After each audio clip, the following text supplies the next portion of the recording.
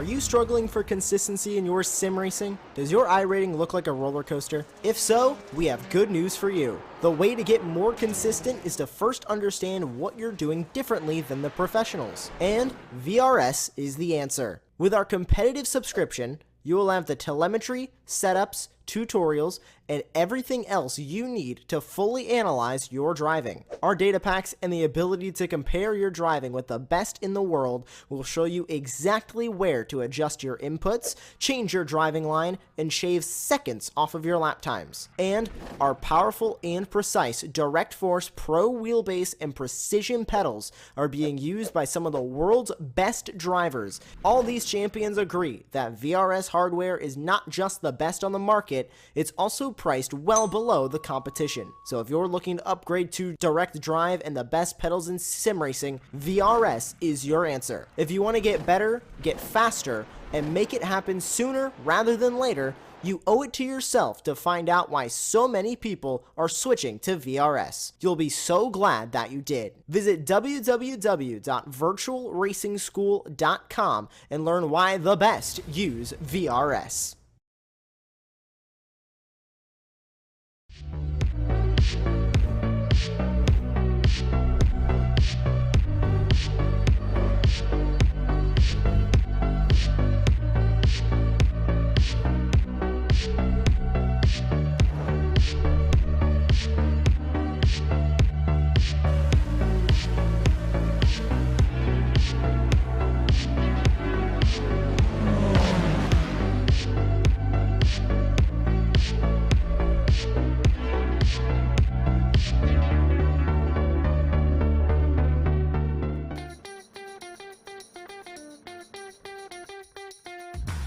Welcome, everybody, to tonight's broadcast of the Ray Esports Racing League, brought to you by Grassroots Motorsports Magazine, Spec Racer Sports, Common Gear, and Grass Paddock Motorsports here on Apex Racing TV.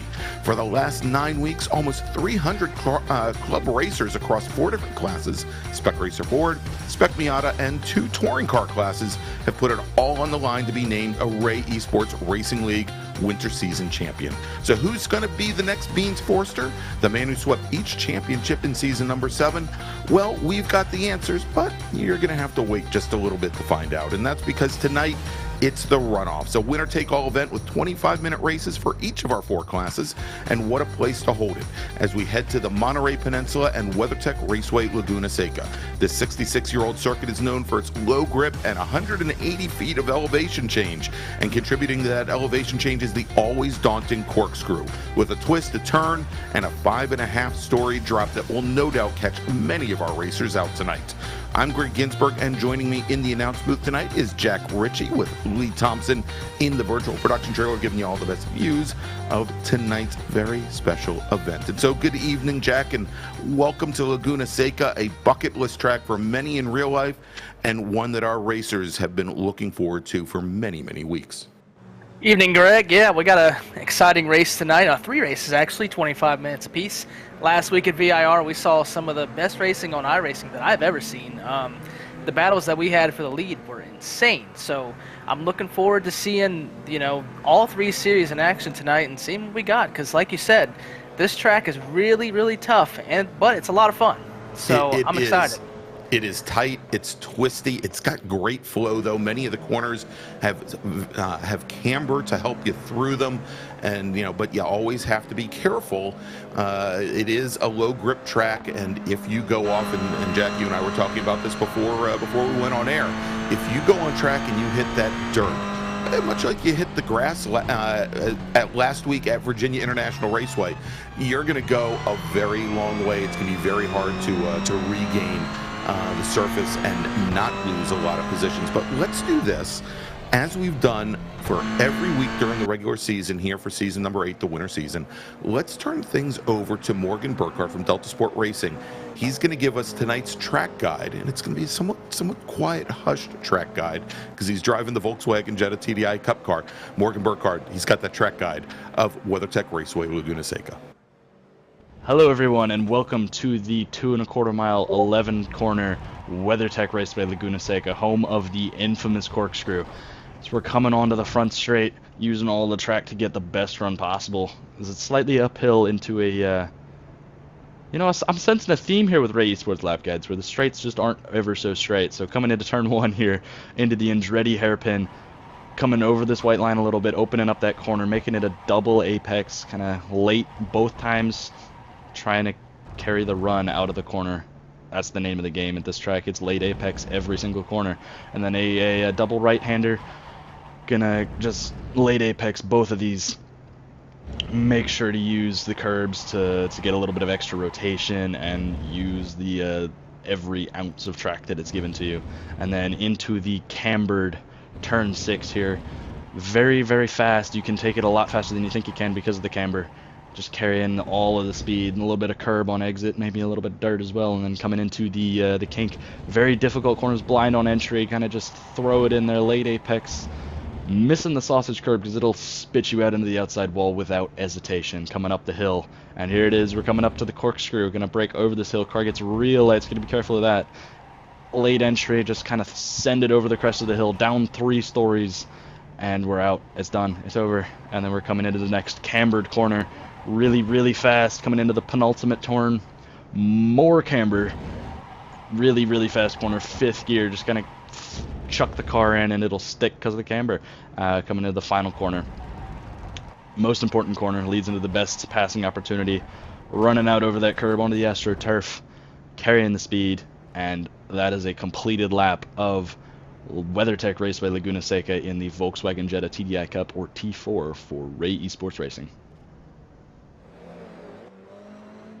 All right, and thanks so much for Morgan Burkhardt for that very quiet track guide of WeatherTech Raceway Laguna Seca, as I believe we have him on track currently. I'll have to check the order. I know he was running a little bit late, and actually I don't see him in the session as of yet, but right now we have, for our very first race, we've got our touring cars, we've got those Jetta TDI Cup cars, we have the brand new Toyota GR86 Cup cars, which just had their initial real-life outing at Sonoma Raceway this past weekend. And congratulations to Tyler Gonzalez, who's actually raced with us previously, who took double wins there at Sonoma. So there's a little synergy there for us, Jack.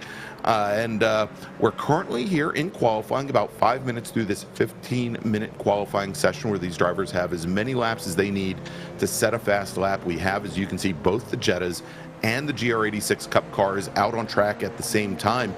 And, you know, Jack, as opposed to Virginia International Raceway, where we had the 2 long straights, where maybe these cars could either A, get away from each other, or B, work together with the draft, because we know the Jettas have more straight line speed than the GR86s, but the GR86s certainly have the advantage in cornering capabilities. Here at WeatherTech Raceway, we may see, if not during qualifying, during the race, where these 2 classes might start to maybe get intertwined, and it might create some challenges for them. Yeah, I mean, like you mentioned, there's only that one really long straightaway on the front stretch, and I mean, other than that, you're pretty bunched up through the rest of the track. The corkscrew will be really interesting for these Jettas to maneuver past the slower Toyota 86s. That's going to be a challenge for them. You know, they're trying to race the others and get through the lap traffic as well at the same time. So, I don't know. There's going to be a lot of passing opportunities on this track because that's just what it presents. You have turn 1, the corkscrew if you dare try, and then, you know, the very last corner coming on to the straightaway. So, I don't know. I think we're in for a treat either way. I mean, you can't really get away from each other on here. No, it is difficult, and certainly, you know, going into the corkscrew is one of those places that we traditionally see people make passes. Here at turn 11, the final corner around 2.24 mile 11 turn, Laguna Seca. Another, as we see Caleb Patry, who is our provisional pole sitter right now for the Toyotas, as he just worked his way around one of the Jettas in that final corner. And you can see how the Jetta can easily stick with the Toyota down the back straight down into the Andretti hairpin.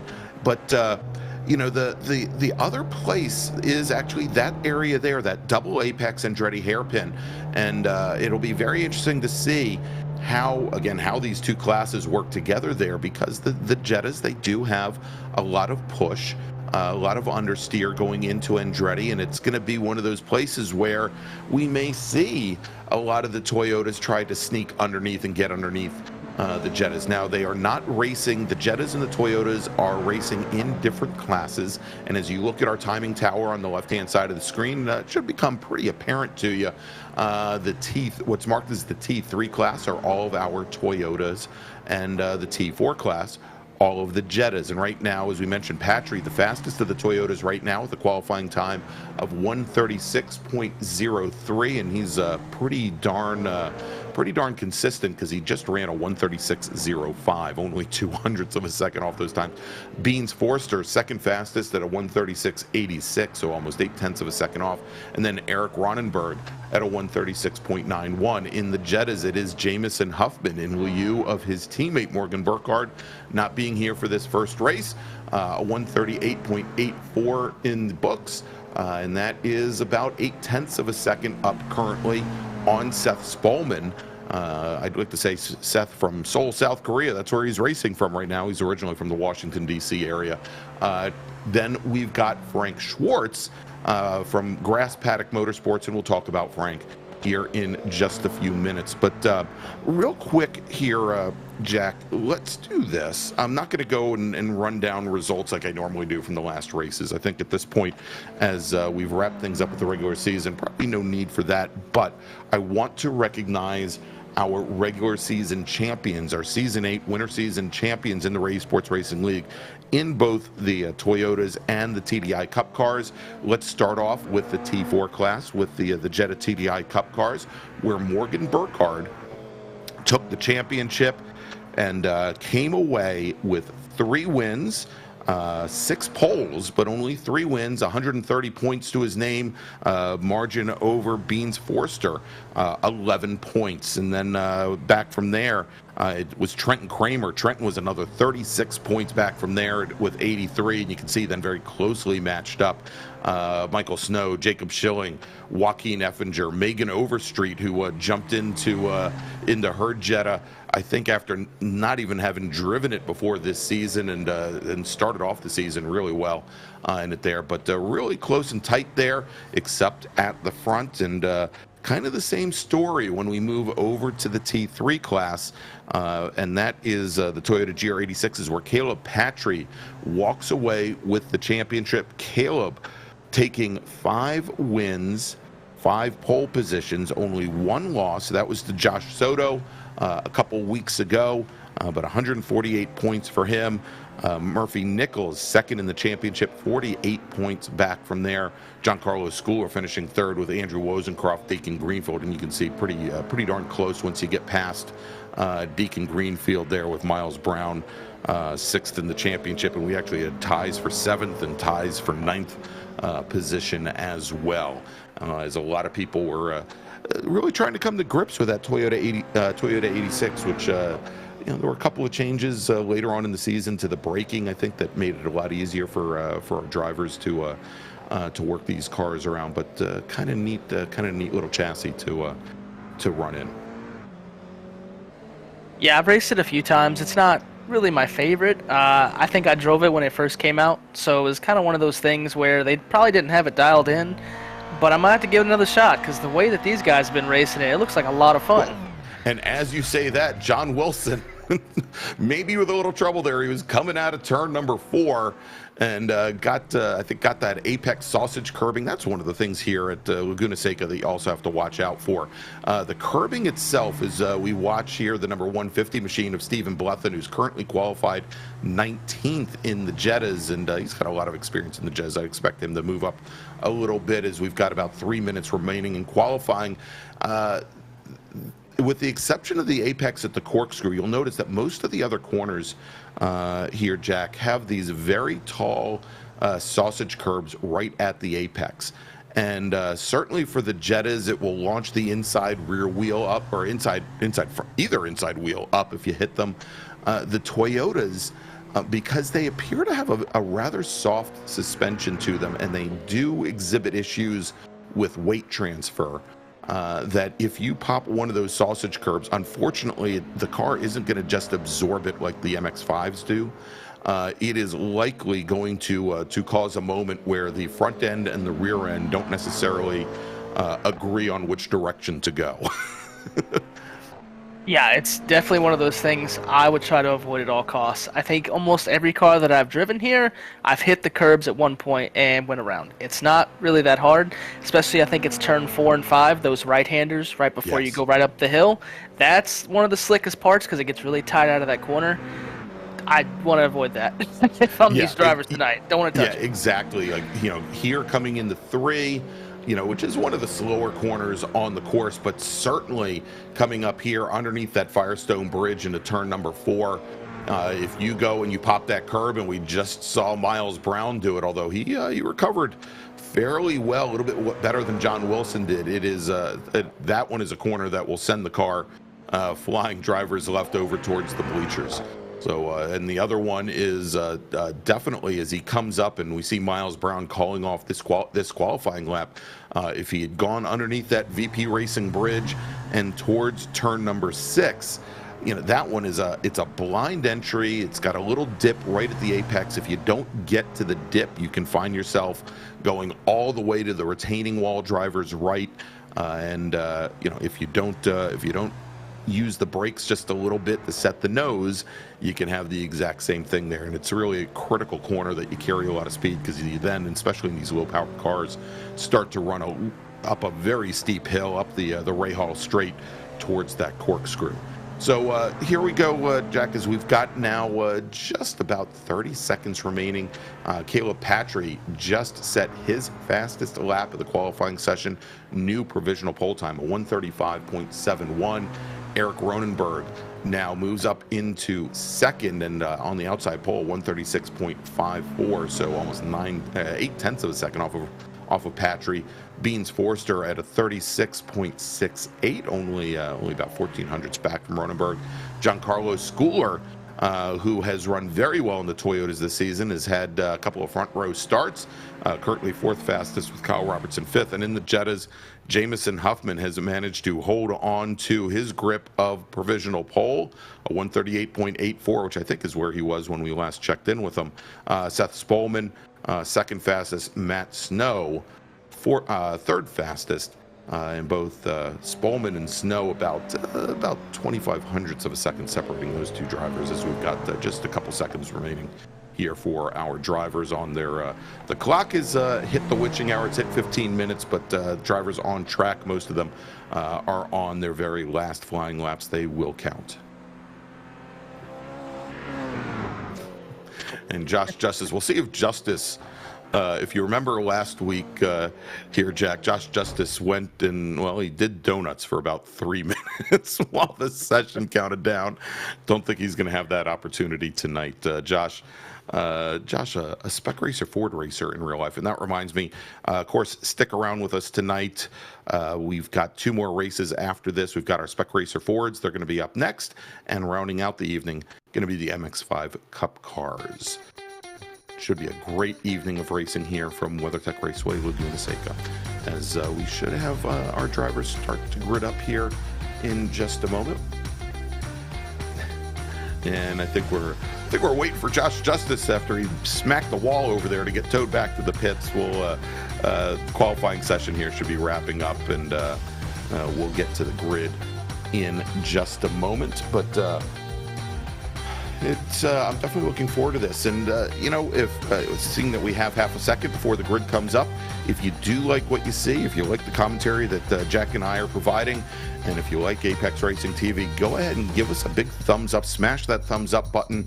I know it's early. We haven't proven ourselves yet, but go and smash that big thumbs up button. And if you haven't already subscribed to Apex Racing TV, this is a great time for you to do so. You can also find us on social media, Facebook, Instagram, and also on the Twitter. Just head on over to Apex Racing TV, all one word. All right, so we're about 2.5 minutes past the end of qualifying, Jack, and we're still waiting for the cars to start gridding up. Hopefully that will begin, and just like that, there we go. Tell you what, Jack, why don't you take the Toyotas and I'll handle the Volkswagens. All right, starting on pole, to nobody's surprise in this league is Caleb Paltry. He got the pole by a good margin, about 8/10 over Eric Ronenberg, with another front row start for him. Beans Forrester, as he's called, starts third, and Giancarlo Schooler starts fourth. In fifth, we have Kyle Robertson out of Florida, and Miles Brown, the Virginia boy, starting sixth. In seventh, we have John Wilson, and starting eighth, we have Andrew Rosencroft. Row 5, is Deacon Greenfield and Joshua Justice, and rounding out the field looks like Caleb Pocock and Jameson. Well, Jameson Huffman's going to be our pole sitter in the Jettas, so Pocock's going to run tail and Charlie starting 11th in the Toyotas. Jameson Huffman and Seth Spolman will make up the front row for our Volkswagen TDI Cup cars, with Matthew Snow and Frank Schwartz starting on row number 2. Then we've got Trenton Kramer and Megan Overstreet. They're going to start 5th and 6th, with Jacob Schilling and Stephen Blethen starting in 7th and 8th. Our 5th row, starting 9th, is going to be Michael Snow and Joe Camilleri, who I just saw this past weekend at Summit Point Raceway in his H production Volkswagen Scirocco. And then we'll see, he's checked into the session here.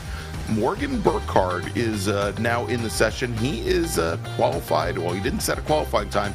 He is showing as being in 11th position, with Brian Prokoff being in 12th. And we'll see.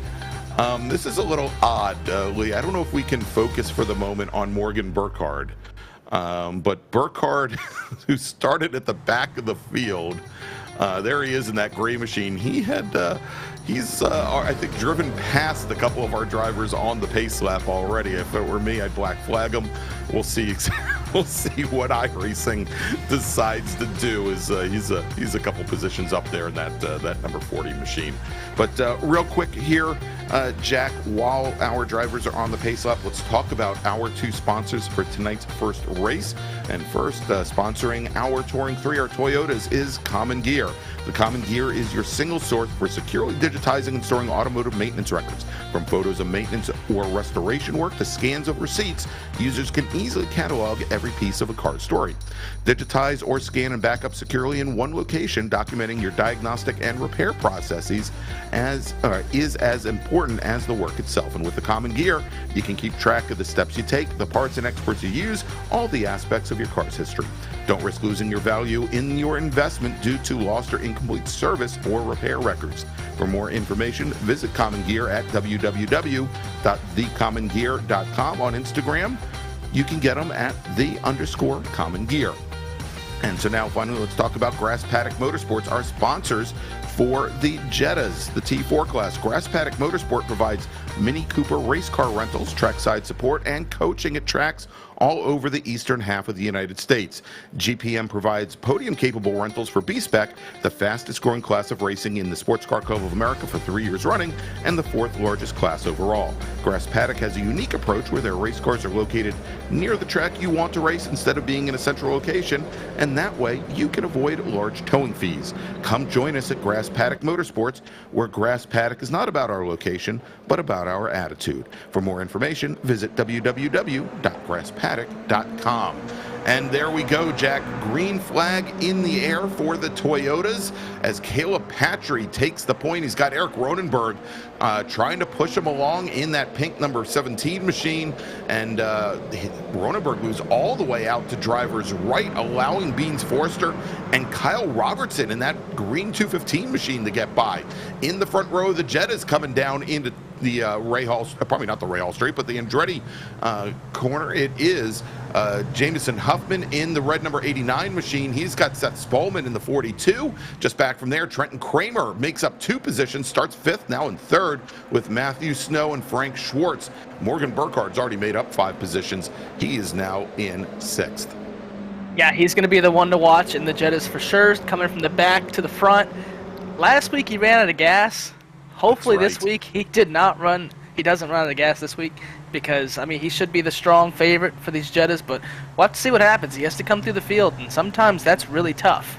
All right, and the Racer X there, I think in the white car, I think it's probably showing as white for everybody. Jacob Schilling there with no numbers on the side. That is the number 85 machine. If you take a look on our on our timing tower there on the left-hand side of the machine, on the left-hand side of the screen. He is currently running 7th in class. Yeah, so if for those of you who missed our outing last week at Virginia International Raceway, Morgan Burkhardt was leading the Jettas by pretty good margin there, as we had Matthew Snow in the 78 machine go off, and he is going to now rejoin, and that is definitely a problem. He went around at the corkscrew. But Burkhardt, there, let's take a look and see exactly what happened here as we're watching Snow.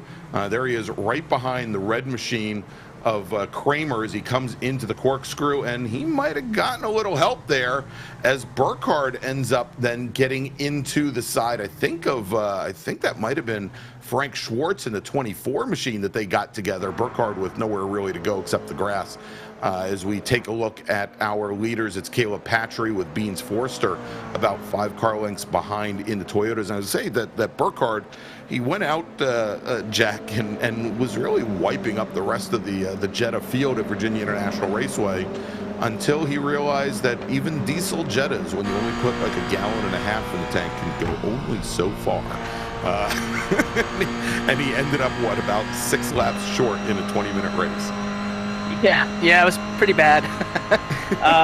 And then this week he's starting off, bumping and banging a little bit in the corkscrew. So, I mean, a couple rough weeks for him, but I didn't think he had too much damage. He should be okay, I think. Well, there he is. Yeah. He's locked in behind Megan Overstreet in that pink 044 machine. And Morgan's got Stephen Blethen in the 150, and yeah, you can see all the damage to the front end of that Jetta. The Jettas are fairly resilient cars. They can take a lot of beating and banging, much like a real life touring car can. And we'll see here what these drivers do as they come into the rainy curve and down into turn 10. Turn 10, I love that corner. It's downhill. It's got lots of camber, but in the Jettas, it's still very hard to get the car rotated as Burkhardt's going to try and come down the inside of Megan Overstreet, and he gives her plenty of room, but they are side by side. That is going to definitely impact their exit speed down this really the only flat-ish straightaway here. You see they've got that rise there at turn 1, and then you come down to the Andretti hairpin. Yeah, it looks like he has enough damage to slow him down on the straightaways too, so I'm not really sure he's going to be able to get back up to the front now, especially with the gap. But we have a massive battle right here for, what is it, P3? This right now is actually the battle as they're coming up the hill. We've got Giancarlo Schooler in the red and black Delta Sport car, Miles Brown in the blue number 333 machine, and then Eric Ronenberg, in that pink number 17 machine, as they were 3 wide coming out of turn 5 going up the hill towards turn number 6, and it is still Schooler and Brown side by side going into the corkscrew, and Schooler's going to hold them off for now as they start to make that run down the hill over towards the rainy curve. And one of the challenges that you have to watch when you race Laguna Seca here in the virtual world. Wow, look at all the air that Miles Brown gets with that sausage curve that I talked about earlier. If you go off track and if you pop 2 wheels into the dirt coming out of the corkscrew, you can lose because you will get a slowdown penalty from iRacing. You can lose a lot of time there, so they have to be very, very careful making their way through. And it looks like Burkhardt may have lost some ground there, and maybe it is because he's got some issues with straight line speed. Yeah, it appears that way, unfortunately. That lap 1 incident, it appears to have given him just a little bit too much damage to compete on the straightaways, which doesn't seem that important here, but, I mean, obviously it's showing up right here. He was battling with Overstreet the last lap, and then this lap he's getting passed for 7th, so it's going to be a rough 25 minutes, and as we mentioned earlier, this is a 25-minute race, not a 20-minute race, so 5 more minutes of pain. Extend the pain. and it looks like, and I would say it looks like Burkhardt outbroke Stephen Blethen going down into the Andretti hairpin that time by. But for every corner that you make up position, if you're just going to lose it on the ensuing straight, it's going to, like you said, turn into a very frustrating evening here as we jump over to John Wilson, driver of the number 82 machine. That is the blue number 82. The second car in line, he's directly behind Josh Justice, another one of our blue machines, the blue number 99 car, and trying to come underneath John Wilson is Andrew Wozencroft in the number 80. Now, Wozencroft has a lot of experience here at Laguna Seca in real life. He's based out of the San Francisco area. He races Spec Miata. He calls Sonoma Raceway his home racetrack, but again, quite a bit of time here at WeatherTech. Hey, it's always good to have experience, even if it's in the virtual racing world. Experience in real life definitely has to carry over, just a little bit. But one thing I'm noticing so far is we're not really seeing these guys, both of the groups of cars really bunch up yet. No. I know we talked about that in our pre-race a little bit, and it hasn't quite happened yet. So that's just going to present another challenge for these Jetta leaders. As soon as I'm sure they will catch these Toyotas, and when they do, it's going to be all hands off. Well, I'm starting to question whether or not that's going to happen. The Toyotas, they're running at the front of the Toyota field in the 136 and 137 range, but even mid-pack running in the 138s and 139s, whereas the fastest of the Jettas are running 139s. So I see, if anything, the Toyotas might be separating themselves out just the tiniest little bit per lap from the Jettas, and I would suspect that even over the course of 2.25 miles here with 25 minutes, we may not find the Toyotas, with the exception of maybe Caleb Patry, maybe Beans Forster. We may not find them working up to the back of the Jetta field until maybe the last lap or two of this race. Yeah, and the way that they're battling right now is we see Burkhardt challenging for fourth. We wrote him off, and now he's battling for fourth position, and his last lap was a 39.7, and the leader was a 39.3, so maybe that damage isn't as hurting him as much as we thought it was, because, he's still able to battle for a top 5 right here. I don't know if he's going to be able to get and we'll see what he does when he comes down the hill. He may end up getting an off-track penalty there, just as we talked about it, and indeed, he pulls over and he's letting all of those cars by, I think Morgan Burkhardt, we'll see here if he's just got some internet problems or if he's just decided to call it a day here. And I think that may be the case. I think Morgan Burkhardt just kind of packed it in there after that off track. I was going to say that, he had challenges that he was coming out of some corners side by side with other cars, so he didn't have the benefit of the draft. When he was getting pulled down a straightaway where he could then pop out and outbrake somebody in the corner, it seemed to work very well for him. But again, there were a lot of opportunities missed that he wasn't able to pull up alongside, and he wasn't able to complete a pass before coming onto a straight. But so we're watching right now. This is right there. That is the number 24, Frank Schwartz, who is currently running in 6th, right behind Megan Overstreet and Jacob Schilling. And I think if we can stay on them for just a minute there, Lee, I think this might be a great opportunity to talk about Frank, because Frank is, as I think I mentioned, the proprietor of Grass Paddock Motorsports, our sponsor of the VWs in this race, and he's got a lot of damage on that passenger side door. But Grass Paddock and Frank, they've got a great offer here, not going to be given away at the end of this season, but they are offering a sim to track package for not just one driver but for 2 drivers.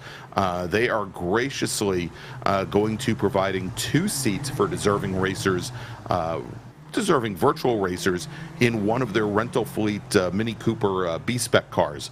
1 seat is going to go to an currently unlicensed, and when I say unlicensed, I don't mean that it's not that you're unlicensed to drive on the streets in the United States, but it's for those that don't have competition licenses, so that they can go and work to get their competition license with either the Sports Car Club of America or another organization. And then there is the other seat for a competition licensed driver, for them to have a package to run either a sprint weekend or an endurance weekend with, again, the Sports Car Club of America or another organization such as Grid Life. So that those 2 seats are going to be given away at the end of the year. They are going to be given away to the drivers that are felt to be most deserving, and that is based on on-track performance, on how conscientious they are, and also in many cases rate of improvement. And they are going to there's a 3-person committee that's going to be giving those seats away. It's Frank Schwartz, of course, it's Stevie Ray from Ray Esports Racing, and it's myself. So don't mess up in front of you guys. I just want to say that sounds like such a awesome opportunity for these racers too. I mean, how many opportunities do everyday sim racers get the chance to compete for a ride in real life? Like, it doesn't matter what kind of car it is. You get to drive a race car in real life. That's got to be one of the coolest opportunities you can get, and for him to do that is so cool. Exactly, and and a lot of the racetracks, and one of the big things about Grass Paddock Motorsports is they've got cars all around the east coast of the United States, northeast, southeast. That Frank can bring the cars to the track closest to you, and in many cases, those are tracks that are on iRacing that these drivers have had experience with. So it's not like they're going out for the first time and going to be totally inexperienced. As we've got a car coming down the pit lane, and it is Frank Schwartz. And I'm not sure, it's difficult. I saw a big puff of black smoke. And you kind of expect that with with the TDI diesels. Clean diesel be damned. But it looks like Frank Schwartz pulling into the pit lane, and we'll see if he is going to come back out. He may have short fuel tonight. We never know. And Brian Prokoff into the pits as well. As we jump back to this battle right now, this is the battle for 7th position with Caleb Pocock, with Josh Justice, and then with John Wilson. Caleb Pocock in that red and white number 88 machine, and then the two blue cars, the light blue 99 of Justice, and then John Wilson. Pocock started in 11th position tonight, right at the tail end. He was tail end Charlie of the Toyota 86s here, Jack, and he now finds himself up in 7th position. Yeah, he's our biggest mover out of both classes with 4 spots gained. We saw him coming out of the corkscrew there too, getting off in the sand, and I'm surprised he did not get a cut track penalty there. But I guess he got away with one. I've done that before too. And then the next lap you do the same thing, and you get and you get the penalty. So yeah, there you go. All right, let's take a look at this. This is a neat little battle going on right now with Trenton Kramer here, and actually a little bit further back. It's it's Trenton Kramer and Spolman. Yep.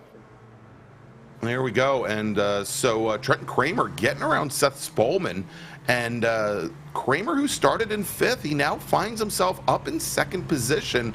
Seth Spolman now falling back into 3rd, but still a very close race here, as Spolman dropping about the 5 car lengths back, and a little bit further back just behind them, Megan Overstreet now having gotten around Jacob Schilling in the all-white machine. Overstreet now finds herself in 4th, which I believe would, if she can hold on to this position, would be her best finish this season in the Jettas. So Snow, we've got Schilling, and then we've got Michael Snow in the 078 machine, one of those drivers that we saw have a little incident early on. And then we've got Stephen Blethen in the 150 machine, that bright green Jetta, just a little bit further back from there. Tonight we've got just Stephen Blethen racing with us. Typically it's both Stephen and his twin brother Ray, who are club racers out of the Northeast, and typically race in the real-life Touring 4 class in Mazda RX-8s. But looks like we've just got one of the Blethen brothers here this evening. Is Macon doing a great job holding off these guys here now. Yeah, she was able to, battle through that pack, because I think she was as far back as about 7th, as we saw earlier, and now she's worked her way up to 4th. I mean, that's a good result. It's going to be really tough to get on the podium unless we have an incident, but hey, you never know. I mean, it's iRacing. Anything can happen on any lap. Exactly. And again, given that I don't think Megan had been in these Jettas until about 9 weeks ago, that she's done quite well. She's very well versed in the Spec Racer Fords, and I know she's been running both the Formula Vs and also the brand new to iRacing Ray's Formula Ford chassis as well. As we go back to this fight, as Josh Justice now has gotten around Caleb Pocock, but Pocock doesn't look like he's ready to give up the fight. He's going to have to go around the outside of Justice, though, going into the corkscrew, and not going to be able to hold off the 99 machine as they come down the hill through the rainy curve. Oh, yeah, Yeah, you see a little contact coming off the hill. Man, these guys have been battling really hard for a few laps. Oh, he's getting loose, and Pocock avoids him and goes to the outside. I think the 82 wants to make it 3 wide. He thought better of it. Yeah, he would have been coming from far downtown there, Jack, if John Wilson had decided to throw the 82 machine all the way down to driver's left there. Good thing that he decided to hold off here as they now come down over the crest of the hill into the Andretti hairpin, and we'll see if the 99 machine can hold these folks off. So I mentioned that Justice races a Spec Racer Ford in real life. He's based out of, I believe, Dallas, Texas. I don't know if he has raced as far west as Laguna Seca in real life. But, you know, the neat thing or interesting thing here is that they're underway right now with I'll call it a reclamation project at Laguna Seca that they just finished paving the track. It's the first time that the track has been paved since 2007, which is what this scan of iRacing is based off of. And the bridge that you have, the pedestrian bridge over the front straight by the start-finish line, they've torn it down. They're putting up a new one because, well, I can tell you even 3 or 4 years ago when I went across it, I feared for my life.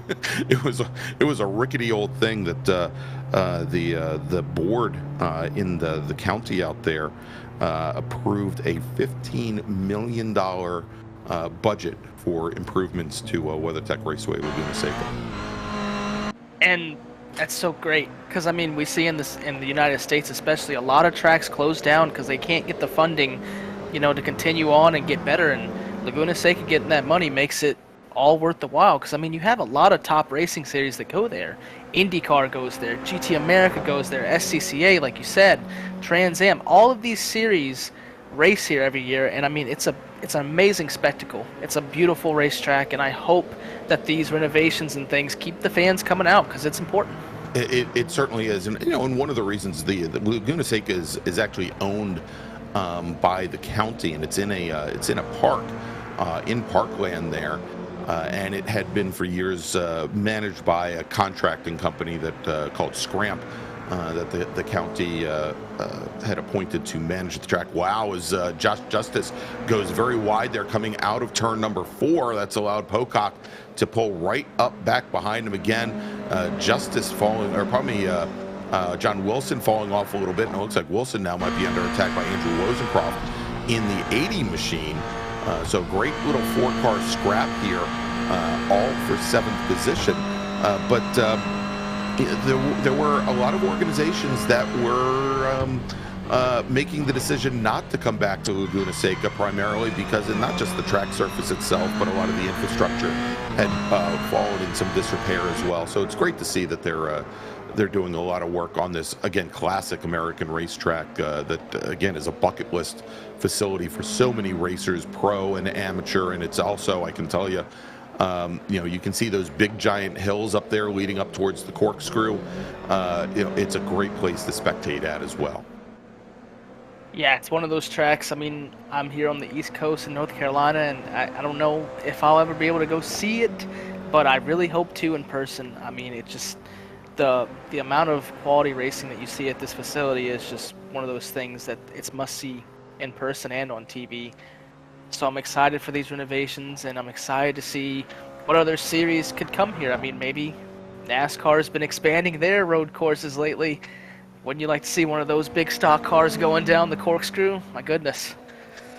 And you can see here, I love this graphic that Lee is putting up with Caleb Patry and how he has been expanding his lead over the rest of the GR86 field.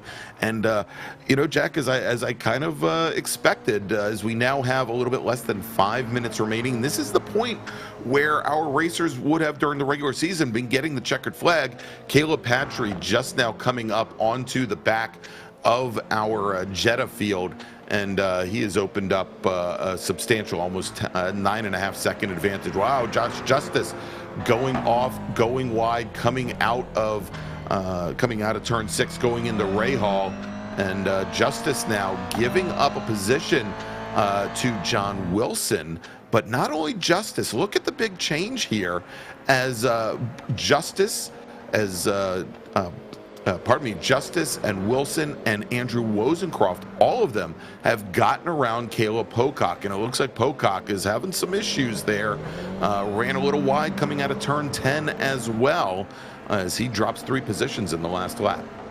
Yeah, we have this battle on the track, and then Ronenberg is catching Schooler at a rapid rate.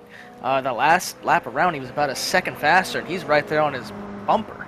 Yeah, and this. So, ooh. And I was going to say, this is the battle for third. This is the last podium-paying position right now in the GR86s here, and we can see where Giancarlo Schooler coming through turn 5 and heading up the hill. Jack, he's definitely starting to get very defensive. You saw him exit there, turn 5, center of track, and it's going to make it very difficult for him as he goes into turn 6 to head up the hill. Yeah, it's one of those. It's going to be really hard for Ronenberg to get that passing opportunity with Schooler defending like that. But there's going to be chances to do it. But how can you do it without making contact? I think that's going to be the hardest part.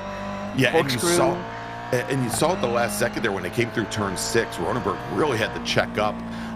He was ready to turn in, and I don't think you easily anticipated how slow Schooler was going to be through turn 6 from taking the entrance all the way from the inside, but it ended up throwing away all of Ronenberg's speed as well. Yeah, and I think it's important for Ronenberg on the front stretch right here to try to use the draft as much as he can to make that move into turn 1, because that's another place that you can kind of push the other driver up a little bit out of the groove. So it's going to be a good battle, I think, for these last couple minutes as we look back on the battle for 7th that it won't end. There he goes.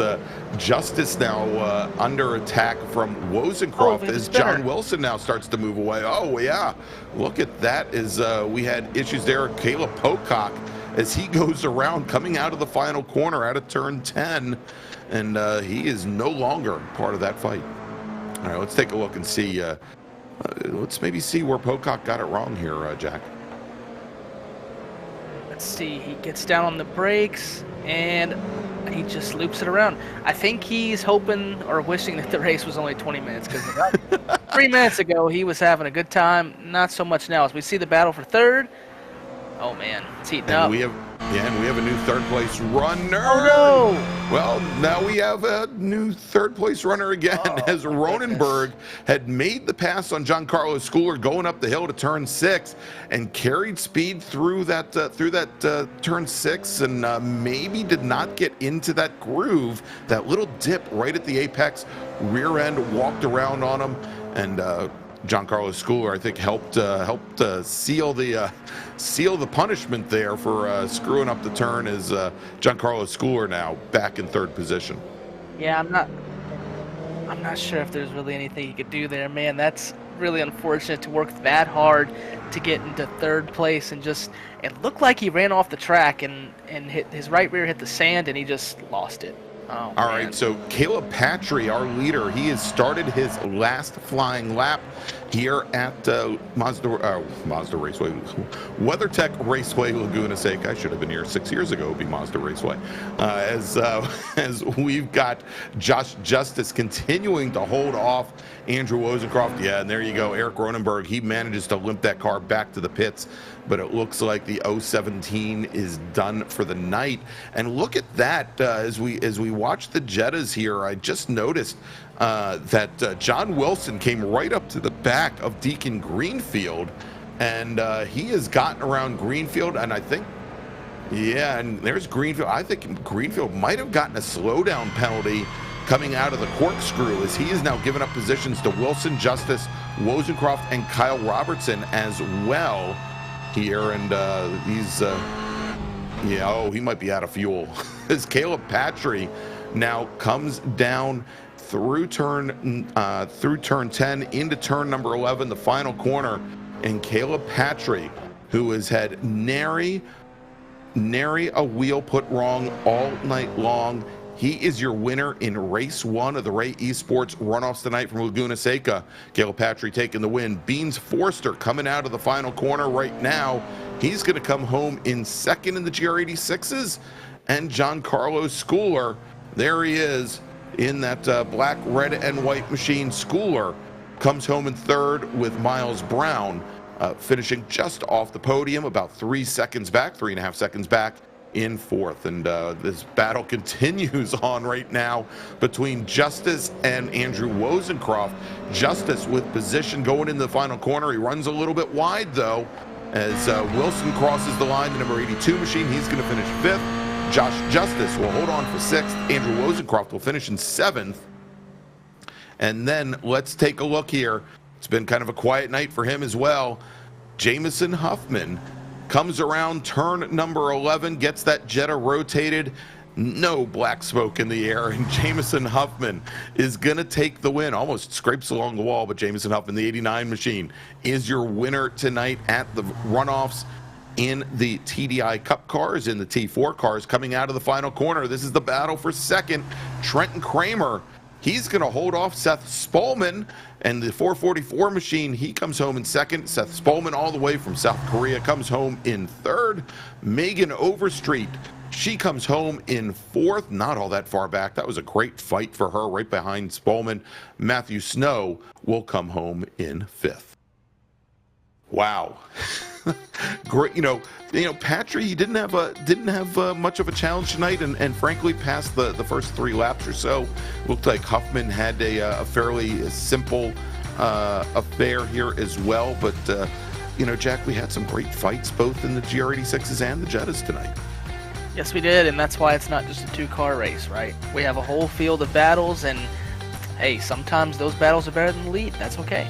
That's right. All right, so tell you what, we've got some of our podium finishers. They're sitting in the green room right now. Let's bring in, first off, finishing, let's see, do we have Trent? Yes, we do.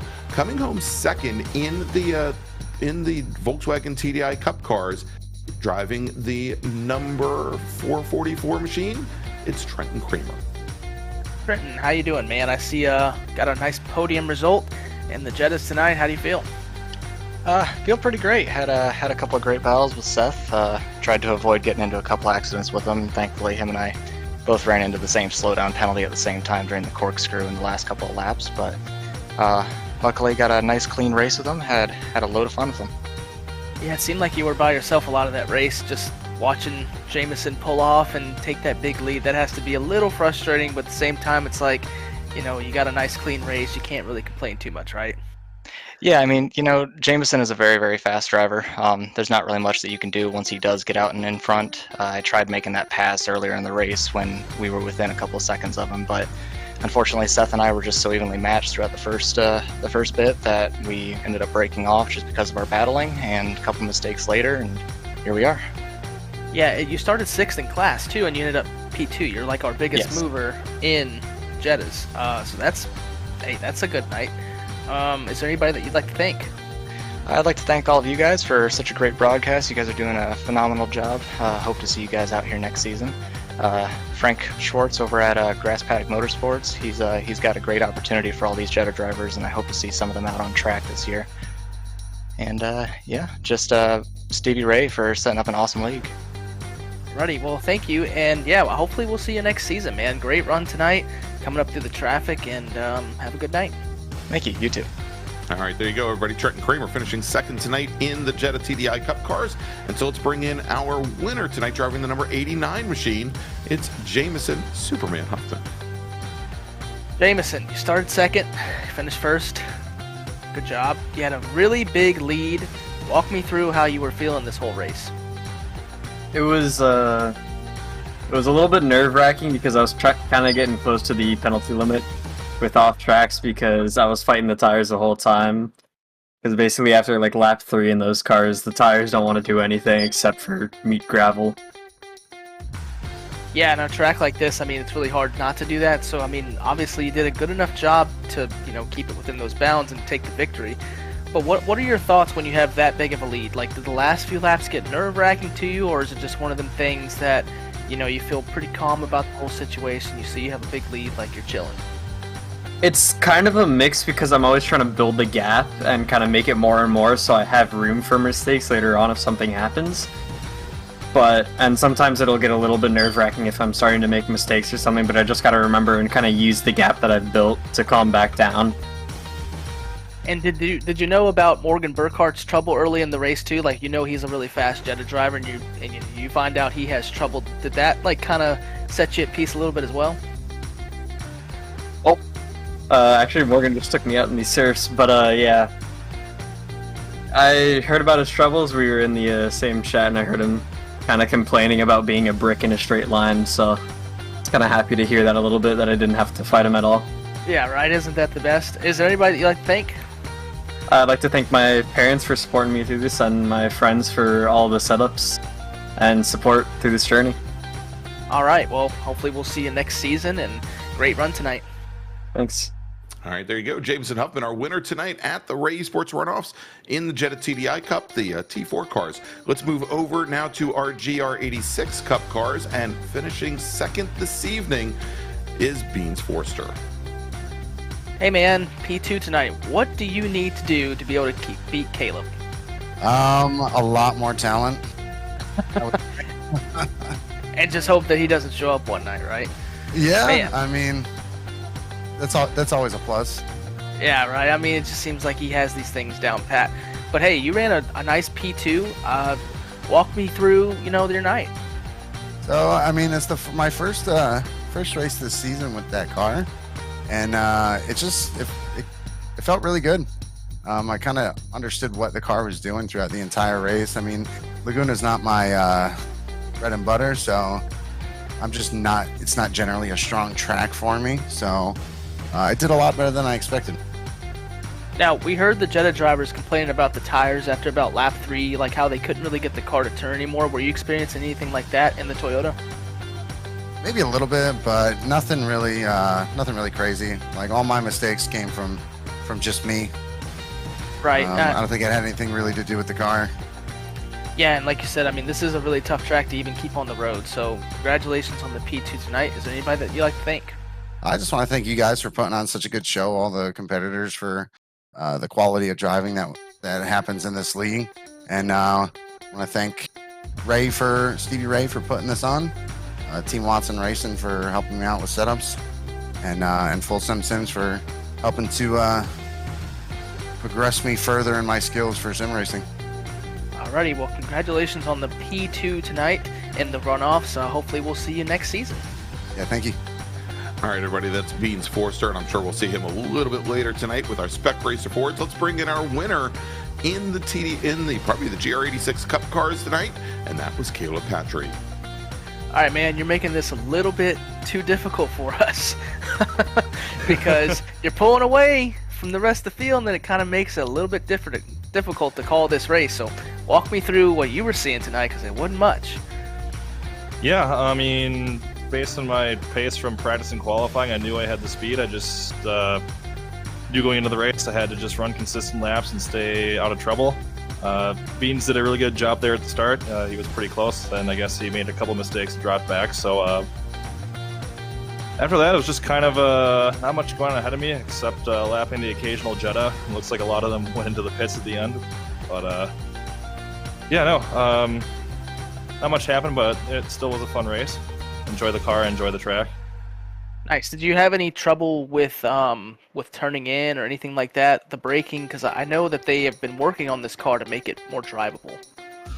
No, the car for the most part was pretty good. The setup I was running, it's pretty good right out of the gate, but as the fuel burns down and the tires come in more, it starts to get a little better. So I didn't really have any issues with turning or with the car pushing, except when I missed a corner. But yeah, it was good. Nice. Yeah, that's something that usually happens at Laguna. It's the thing, the car is pushed really easily because the track gets really narrow all of a sudden, and it looks like you didn't really have that many problems tonight. So congratulations on the win. Is there anybody that you'd like to thank? Yeah, certainly Stevie Ray and everybody else who puts these races on. You wonderful commentators in Apex Racing for the awesome broadcast. And my teammates at Delta Sport and everybody at All Sports Racing for their support. Alrighty, are we going to see you in any of the other races tonight? Well, I'm currently hot lapping in the Spec Racer Ford as we speak, so see me in that one, and then definitely the Mazdas afterwards. Alrighty, sounds good. Try not to stink up the show too much for us, please. Give us something good to watch. And I'll try to we make it more appreciate- interesting for you. Alrighty, we appreciate your time. We'll see you Maybe later. we just interview Thank him you, all guys. the way through the Spec Racer Ford race. Thank Yeah, you, right. Caleb. There you go. Caleb Patry, our regular season champion in the GR86s, and taking the win tonight here in the virtual runoffs. All right, so Jack, why don't we take a quick little break? We're going to thank some of our partners and sponsors that bring you this coverage here tonight on Apex Racing TV. And when we come back, it is 25 minutes in the checkered flag for Spec Racer Ford here on the Ray Esports Racing League's winter season. We'll be right back. Are you struggling for consistency in your sim racing? Does your iRating look like a roller coaster? If so, we have good news for you. The way to get more consistent is to first understand what you're doing differently than the professionals. And VRS is the answer. With our competitive subscription, you will have the telemetry, setups, tutorials, and everything else you need to fully analyze your driving. Our data packs and the ability to compare your driving with the best in the world will show you exactly where to adjust your inputs, change your driving line, and shave seconds off of your lap times. And our powerful and precise Direct Force Pro wheelbase and precision pedals are being used by some of the world's best drivers. All these champions agree that VRS hardware is not just the best on the market, it's also priced well below the competition. So if you're looking to upgrade to direct drive and the best pedals in sim racing, VRS is your answer. If you want to get better, get faster, and make it happen sooner rather than later, you owe it to yourself to find out why so many people are switching to VRS. You'll be so glad that you did. Visit www.virtualracingschool.com and learn why the best use VRS.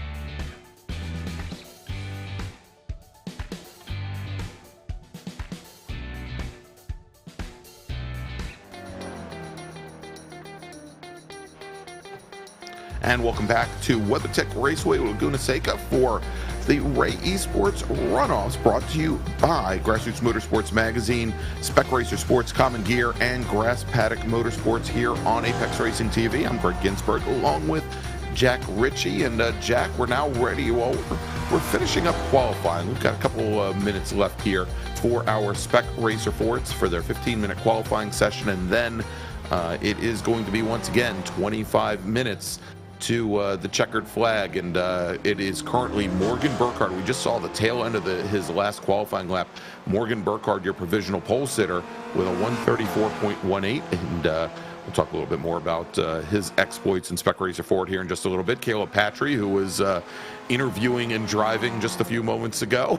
Congratulations on his win in the GR86s. He is currently your second fastest driver on track with a 135.09, so he's about 93 hundredths of a second off pole. Jamison Huffman, our winner from the TDI Cup cars, is currently your third fastest driver with a qualifying time of 137.70.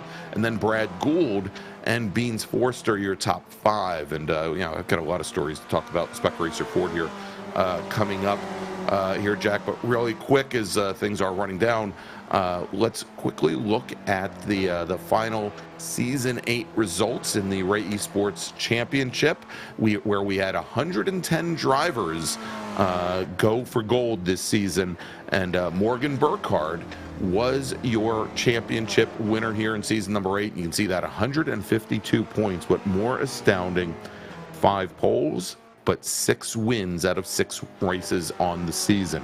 So Burkhardt looking to go the perfect 7 for 7 here this evening. Beans Forster was 49 points back from Burkhardt. You can see how dominating Burkhardt was this season with Megan Overstreet. And there's Megan right now working her 8th qualifying lap. She's currently qualified 9th fastest overall. She finished 3rd in the championship. She's going to get a nice little trophy from the Ray Esports folks. Andrew Wozencroft 4th, and then Josh Justice 5th in the points. And I should mention that Beans Forster was our Spec Racer Ford champion last season, so he has turned the mantle over to young Mr. Burkhardt as Overstreet crosses the stripe, and she's going to pick up 2 positions here, Jack. Lays down a 135.86. That is now good enough for 7th. Yeah, not a bad lap. I mean, from 2nd to 8th, it looks like we have about 0.8 of a second separating those guys. So it just looks like Burkhardt's a little mad from that last race, and he's just taking his frustrations out right now because he is wiping them up. Yeah, he is. And we'll talk a little bit more. Morgan's had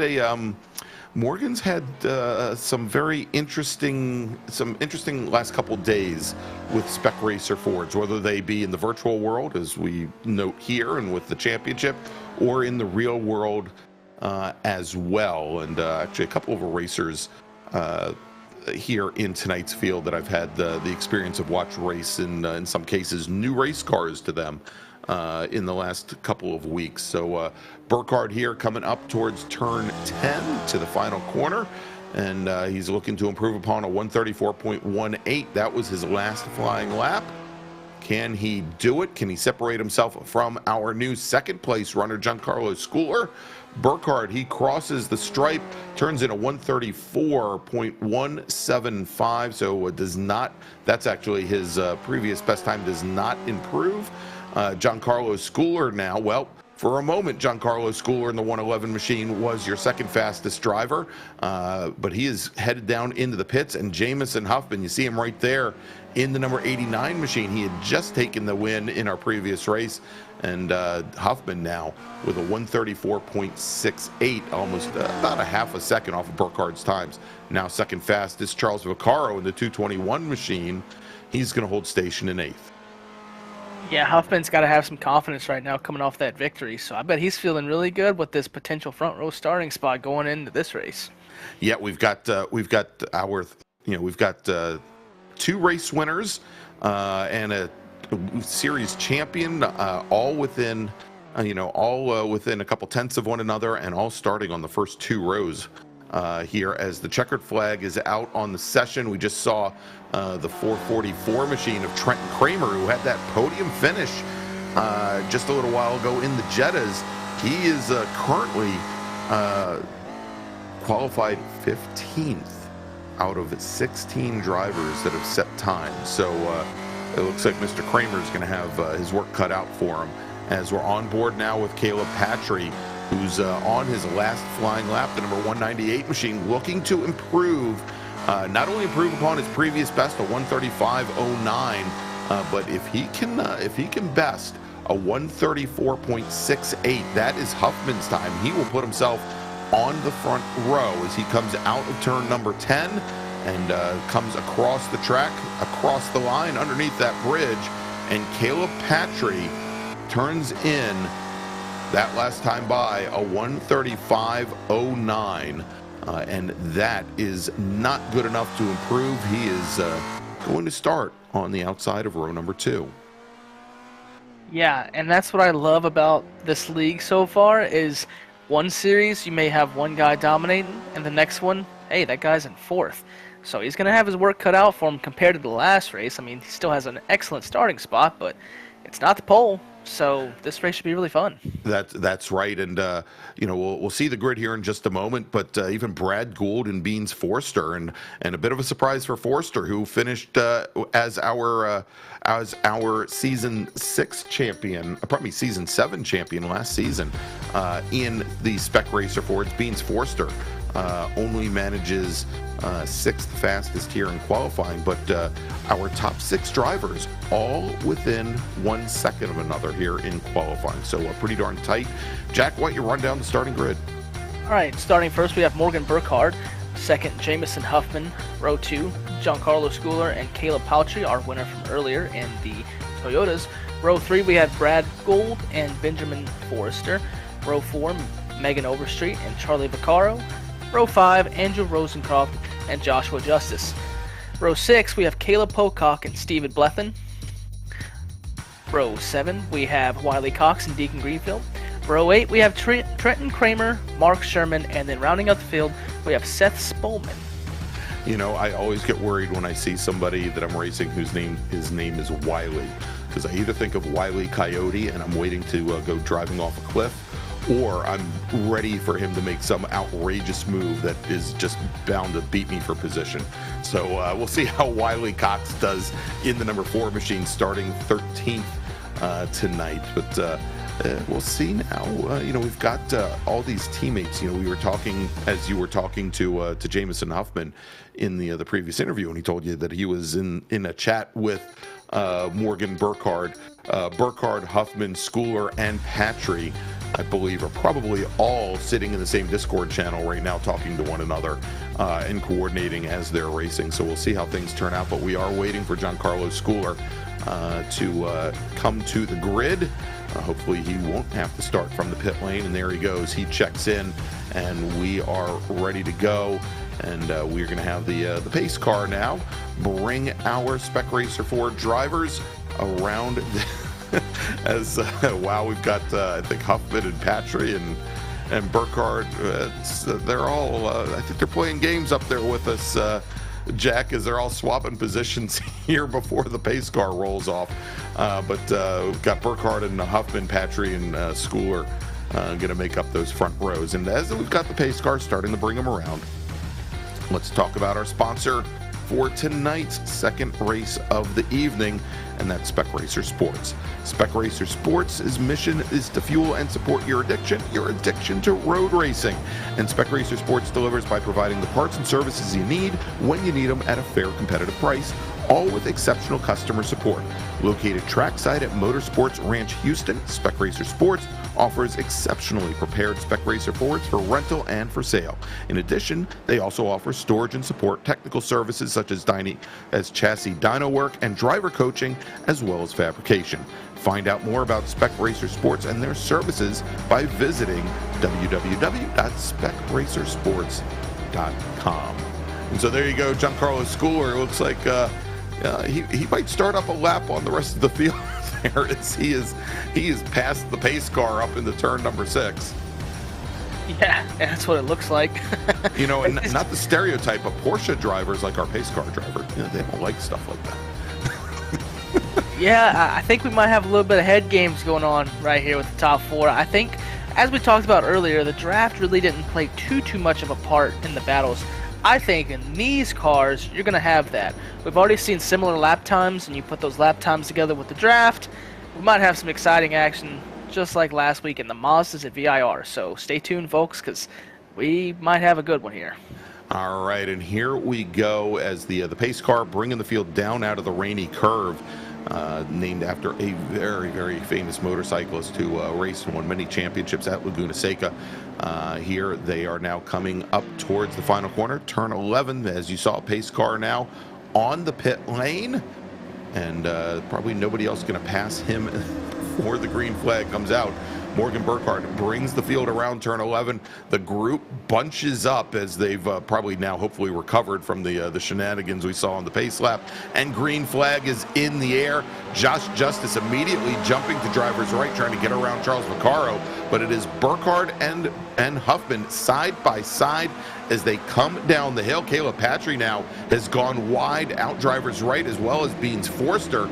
And the whole field now seemingly getting through safely with Morgan Burkhardt. I don't want to say that yet, as we've got a couple cars off in the dirt, and that was Charles Vaccaro and I believe Deacon Greenfield as well in the number 36 machine, as they fall a little bit further back in the pack. But it is, for the moment, a breakaway 2 drivers. It is Morgan Burkhardt and it is Jamison Huffman as they come out of turn 5, heading over towards turn number 6.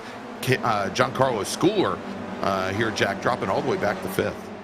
Yeah, that start was hectic right there, and a good job by Charles to not come back on the track and just throttle up and take out a bunch of cars. He did an amazing job rejoining and made it so everybody can keep racing, so good on him for doing that. As we want to see everybody racing, right? These top 2 are pulling away as we head down in the corkscrew as well. It's going to be a good battle. I think you'll see Patry and Gould and Schooler get up here as well. It's just going to take a little bit, I think, to get the tires warmed up and get feeling confident in the car. I think after that happens, we're going to have a really good one. That's right. And so Charles Vaccaro, having gone off, coming out of the Andretti hairpin, finds himself now 7 positions back in 15th, as we're now watching Caleb Patry, who is about 6 car lengths off. Well, now more than 6 car lengths off. I think from the looks of it, Jamison Huffman might have gotten a slowdown penalty, maybe as far back as the corkscrew, as he came out of the throttle on the front straight. He's now going to drop back behind Jamison Huffman, or pardon me, he's going to drop behind Brad Gould and Caleb Patry. So Huffman, who had been fighting with Burkhardt for the lead, now finds himself in 4th position, as we got a lot of brake lock up there from Brad Gould in the blue number 97. Yeah, it looks like Gould hit the hit the rumble strips like we talked about earlier. Can't do that. And he did it, and he survived. So good on him for doing that, but that was almost a really bad accident for him. So he's able to keep going and keeping the battle up for 3rd. As for the Huffman slowdown penalty, if he did have it that early, I don't know why he served it that late. That seems late, a little... yeah. I thought it would have expired, would have gone and given him the black flag by then. But you saw with that issue that Gould had coming through turn 3, how it affects his exit speed even 3 or 4 corners later. As we have Beans Forster, who's gotten around Gould, and Jamison Huffman got back around Gould as well. So dropped the 97 machine back to where he started this race in 5th position. Yeah, and is that Trenton Kramer? That is Trenton Kramer, who had that podium in the Jettas and started at the back of the field, and he is missing something very crucial to straight line speed in his Spec Racer Ford, and that's a lot of front body work. Yeah, my goodness, it looked like he missed his braking point or maybe some contact. I don't know. He just all of a sudden just started going straight, going into the corkscrew, and that's not supposed to happen. So hopefully we'll see what happened there as we see Megan Overstreet battling for 5th, I think. Yeah. Wow. Yeah, as Overstreet trying to make her way around Giancarlo Schooler, had just passed Brad Gould coming out of the final corner. Overstreet, a stalwart in another one of the Ray Esports Racing League's family, the Weekend Warriors, seen every Sunday afternoon here on Apex Racing TV, and I think she's got a couple wins to her name, but tough competition all the way around, and she goes wide. There you go. It's the announcer's curse popping in here, Jack. She goes wide coming out of turn 5 and gets a whole bunch of the dirt on the runoff at the outside of turn 4, pardon me. Yeah, as we talked about earlier in the pre-race, I mean, these things, we had drivers complaining about the Jettas being able to turn after a few laps. These things are even harder to turn. So I can only imagine the challenges that these drivers are facing. As it looks like we have a battle for the lead, the gap has closed significantly as Patry has been able to close up on Burkhardt here. Yeah, indeed, is Caleb Patry, the 198 machine. They're right on the back of the 40 of Burkhardt, and got to see both of these drivers in person this past weekend at Summit Point Raceway. Patry was there to support one of his good friends, Nathan Nicholson, who races in another one of the Apex Racing broadcast series. Nathan was racing in the Spec MX-5 Cup Series, which is made up of NC Miatas, the 3rd generation Miatas, and Morgan Burkhardt was there to race in a Spec Racer Ford for the very first time, and he put his very first dry laps together in a Spec Racer Ford, qualified the car on pole, and won his very first race from pole. So he's looking to repeat tonight here in the Ray Esports Racing League. Yeah, I mean, he did earlier in the Toyota, so why not do it again in the spec? Nothing wrong with that. That's right. So yeah, great to see that. And we'll see how he does. And I think I mentioned last week when we were at Virginia International Raceway that Brad Gould had come out to a competition licensing school that I was at an instructor at, and he essentially came out because he wanted to see what the difference was between the virtual version of the Spec Racer Ford and the real version of the Spec Racer Ford. It's Caleb Patry, great run up the Rahal straight. He's got the inside move going into, and there's contact as both drivers come through the corkscrew, and that is going to give the number 89 machine of Huffman a great run through the rainy curve, and Beans Forster's right in the thick of this battle as well as they come into turn number 10. Was it my mistake, or did Patry and Burkhardt also make contact last week in the Mazdas at VIR? I'm fairly certain they did. They did up going into turn 14 up at the top of the roller coaster, and with Patry going off into the grass and Burkhardt eventually, I think, taking the win. Yeah, so, I mean, these guys racing each other hard again. I think their teammates as well, as we see, oh my goodness, almost a 3-wide battle for the lead. These guys are racing like it's the last lap, but hey, it's the runoffs. You got to do what you got to do to get this win, to get the W. I mean, why not, right? Race as hard as you want, just as long as it's clean. And I mean, these guys are the premier clean racers, it seems like, on iRacing. I haven't seen anything like it, so I love it. And we've got somebody off, I think that was Giancarlo Schooler in the 111 machine, that all-white machine. He went off at turn 3, manages to gather the car back up, but he's going to lose a lot of positions. He now finds himself back in 7th position after having started 3rd. Yeah, but the way those guys are racing up front, the top 4 positions, I have a feeling that he'll get right back up there if they keep racing as hard as they do. Because, I mean, they are running about a second off the pace. We see Forrester and Overstreet running in the 135s, the 135, 7, and 8. And the last lap for Burkhardt and Patry was a 137.1 and a 136.8. So if they keep running like this, they're going to have more than 4 cars to deal with, I think.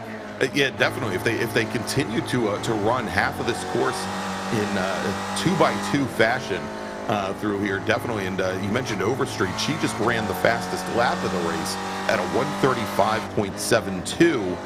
So yeah, almost a second and a half faster than our leaders. But now that they've gotten back in line, we'll see if that changes slightly. But you said it earlier, right before we went to the green flag, Jack, that the draft here really does make a difference. And we saw that certainly Caleb Patry was able to draft his way up to Morgan Burkhardt, and there wasn't much Burkhardt could do about it. As Schooler is trying to make a move now, he's trying to get around the 97 of Brad Gould. And as I was mentioning, Gould went to that competition licensing school a couple weeks ago.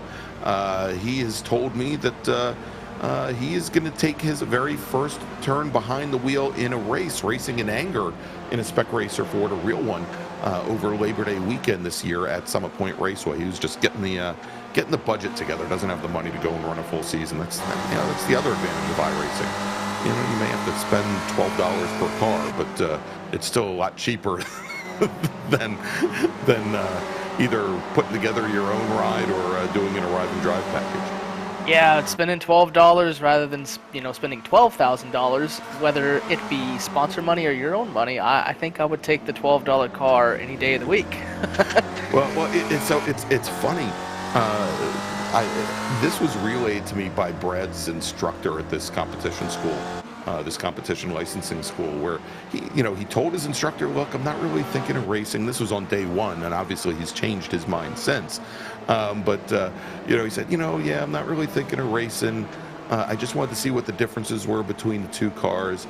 And the instructor says, "Well, for like $2,000 a weekend, you could rent a Spec Racer Ford and get support for it and everything else."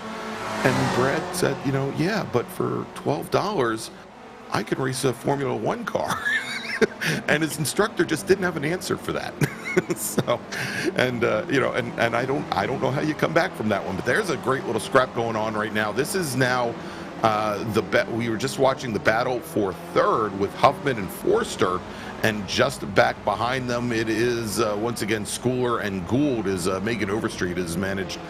She's kind of in an island unto herself. She's about 2.5 seconds back behind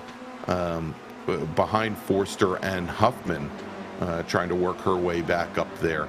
But great little fight here. But, as Huffman and Forster are fighting, there's Huffman running wide, coming out of turn number 5, going up the hill towards turn 6 and onto the Ray Hall straight. Both Forster and Huffman, as they're jockeying for position, starting to lose ground just a little bit with Burkhardt and Patry, who have now gotten in line. And look at what a couple laps will do time-wise here, Jack. Big differences. Yeah. It looks like the top two maybe started to work together a little bit on the straightaway and draft a little bit more and not be side by side so much. Because as you mentioned, we saw our 4-car battle kind of dwindle down to 2 cars, and they're side by side again, and he hits Burkhardt. Oh my goodness, he almost hit him off the track. Yeah, I'm starting to think that they might be listening to me on the radio or something, but because I was going to say that Burkhardt and Patry had just run high 134s, a 134.8, a 134.9. And it was almost 0.6 of a second faster than both Huffman and Forster were, as our 2 leaders coming down into the Andretti hairpin. Patry to the inside, that black, orange, and white number 198 machine. He gets a little bit of the sausage curbing, and does that allow Burkhardt to come underneath him in the 3? No, Burkhardt slots back in behind, and just like that, well, Huffman and Forster, they're right back in the fight. It is, once again, a 4-car battle for the lead as Patry and Burkhardt go side by side through turn number 3, probably 3 and 4, and now they are all in a conga line once again. And, Jack, I'd be watching for Megan Overstreet, because I would not be surprised. There she is, kind of lurking behind. She has been slowly making up ground on our lead 4 drivers, all by herself without the benefit of a draft. Yeah, she's putting in some really good laps, and while these 4 up here are kind of messing around, she's been able to catch quite a bit. She's got it down to about 4 seconds, give or take, depending on the part of the track. But I think the thing that she hopes for is those 4 just keep messing around up front. As for Huffman and Forster, I think the best thing they can do is split up Burkhardt and Patry. I think that's where they're going to lose their time, is with these 2 working together whenever they do work together. Splitting them up is going to be crucial if they want to have a chance at this win later on in the race. I know it's only about halfway, but I really think it's going to be important. Yeah, and you said it there. We are now almost halfway through this fight, 13 minutes into a 25-minute battle. Now Burkhardt goes deep and down to the inside at Andretti. Patry gets held out to the outside. That would have been a great opportunity for Huffman to come underneath the 198 machine. Not quite close enough to do it. As we take a look at this battle a little bit further back, we've got, we saw this fight going on in the GR86s just a little while ago here, Jack, with Josh Justice and Andrew Wozencroft, the 99 and the 80. And look who else is in that fight, just not in the fight yet, but a little bit further back. Caleb Pocock in the number 88 machine. He's starting to close things down a little bit on the 2 drivers ahead, and we're going to have that same 3-way battle that we had just a little while ago. Yeah, we might have a 3-car scrap once again, as those 3 just will not leave each other alone, it seems like. I mean, but isn't that how it always goes? You have a race with one guy or an incident maybe, and then you just cannot get away from him. It just seems to be how that goes. As we see the 198 get really loose out of the corkscrew, my goodness, and he's getting passed for second. He might get passed for third by Forster here. Man, these guys are on the edge. Forster's going to try to go deep and go around Patry on the outside of 10. Not quite carrying enough speed to make that work, but we saw Burkhardt and Patry once again side by side through the corkscrew, and that time with that little wiggle from the 198, it allows Huffman to move up into second.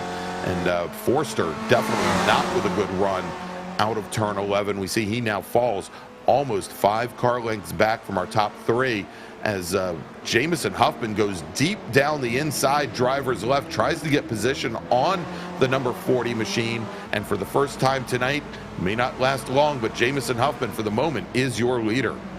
Yeah, and as I mentioned, I think splitting those 2 up was the way to go, and they were able to take advantage of Patry's, I don't know if you want to call it a mistake or just getting, halfway sideways, but they were able to take advantage of it, and we'll see if they'll be able to, keep them 2 split, but at the moment it doesn't quite look like it. It looks like that the other 2 are just working together really well when they want to, but then when they don't want to, they let the other 2 join. So I'm not really sure what the strategy is here, but they obviously know what they're doing. You know, I don't know if they have us again. I think the four of them here, Jack, are on Discord right now, laughing and chatting away, and I don't think there's a strategy either. I think they're just all taking it as each corner goes, kind of like a go-karting race here. As big goodness. rake lockup as Huffman goes around, Burkhardt goes around, Patry gets into the back of Huffman, or probably Patry gets in the back of Burkhardt. He's now going to have to recover, and he's going to get a slowdown there. But Caleb Patry is your new leader.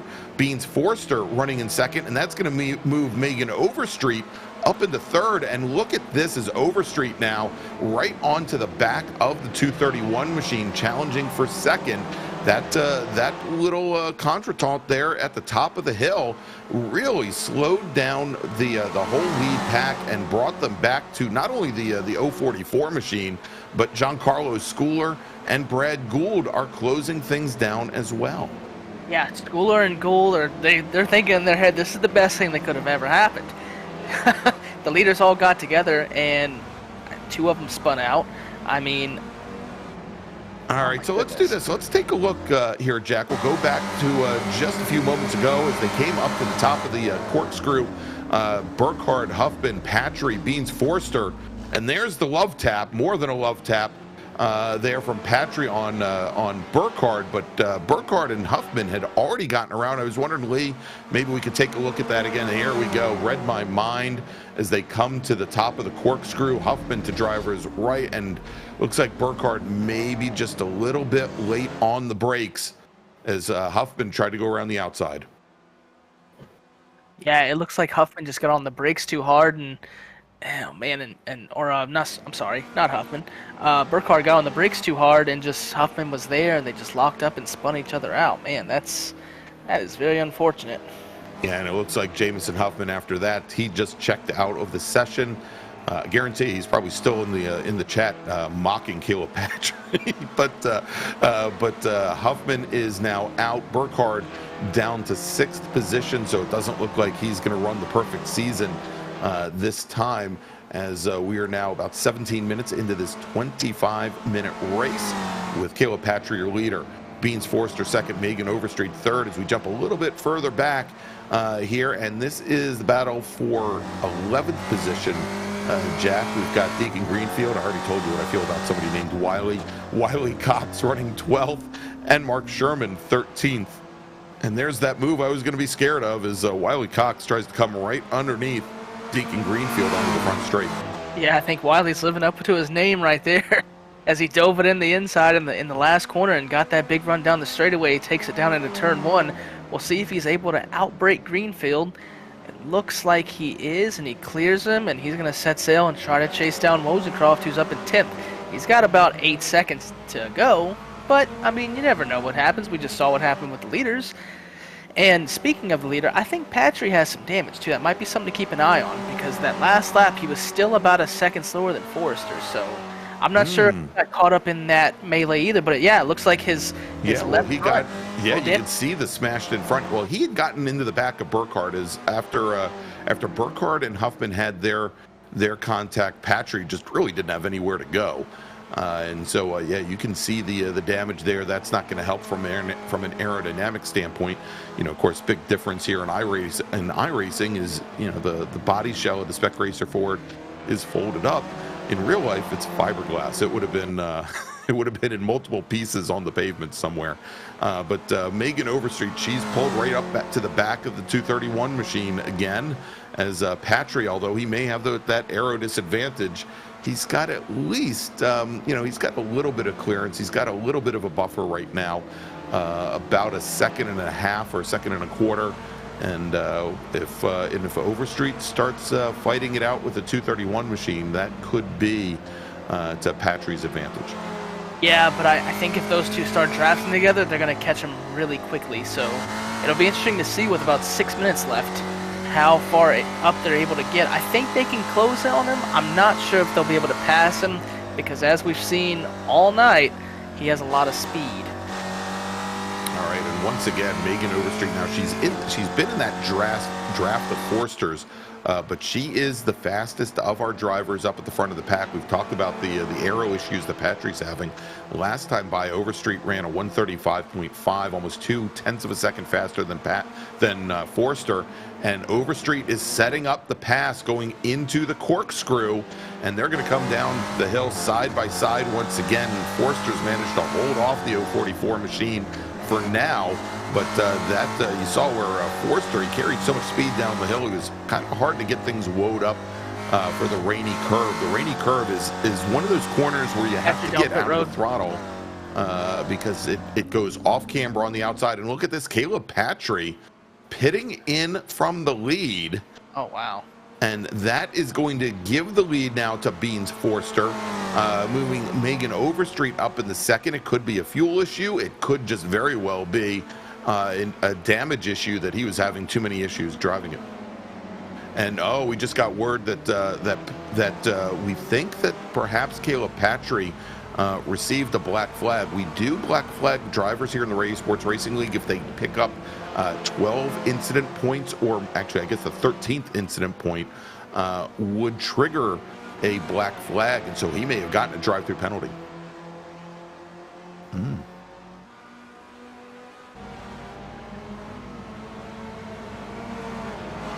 Right. Yeah, and so there are a couple of questions here because and as we're looking at it, Caleb Patry was showing far under that 12 incident point limit, that it is quite possible that he had enough damage from the incident, Jack, that iRacing typically will give you 3 laps in order to come in if they give you a meatball flag due to mechanical damage. And he was getting right at the end of those 3 laps, and if you don't come in, you get disqualified anyhow. Oh no! As Overstreet gets loose coming through the Rainy Curve, and I just finished, Jack, didn't I finish saying a lap ago how loose it can get on the outside there as it drops off camber? And Megan Overstreet overdrives the Rainy Curve, and she is now going to fall back into 4th position after having been in a spot where she could have possibly taken the lead. That is going to move, look at this, this is going to move Morgan Burkhardt back up in the 2nd, and Brad Gould in the number 97 machine. He now finds himself in 3rd position, but he's got Overstreet sitting right back behind him, and Overstreet, if she recovers, there they are coming through Andretti. I have a feeling she's going to pounce, and she's probably going to have to pounce soon because we've only got 2 minutes left on the clock here. All right, let's take a look and see how this happened, Jeff. Yeah, it looks like she got down in here and was on the outside and just, oh my goodness, ran just enough wide, as we talked about, hit the curbs, and the car just got loose.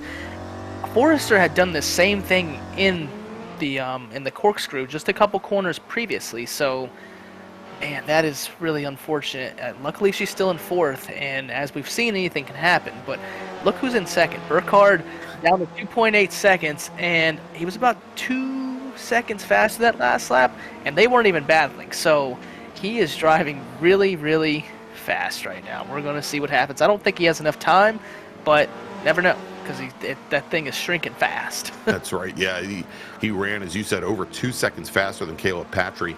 We'll go back to those battles for the lead in just a few moments, but let's take a look at this. We've got Andrew Wozencroft and Josh Justice. This is the battle for 7th. Justice in that light blue number 99 machine. Wozencroft in the white with black and red striped number 80. They both have separated themselves out just a little bit from Caleb Pocock. The last time we checked in, it was a 3-car fight for position there, but they have both worked their way clear of the 88 machine, and Caleb Pocock brings his car down, and looks like he might have had some crash damage, and he is now on the pit lane as well. Let's take a look and see what happened to Pocock. This is going into turn 3. And not only a little lazy spin, but it looks like Wozencroft might have clipped the nose of the 88 machine as well. And Pocock now on the pit lane. Looks like he knows with 10 seconds left that the race is done. But here we go. Beans Forster coming up the Rahal straight, the big long back straight that leads to the corkscrew for the very last time tonight. And Burkhardt is closing things down on Forster once again, almost 1.3 seconds faster, but with only about 5 corners left, actually 4 corners left.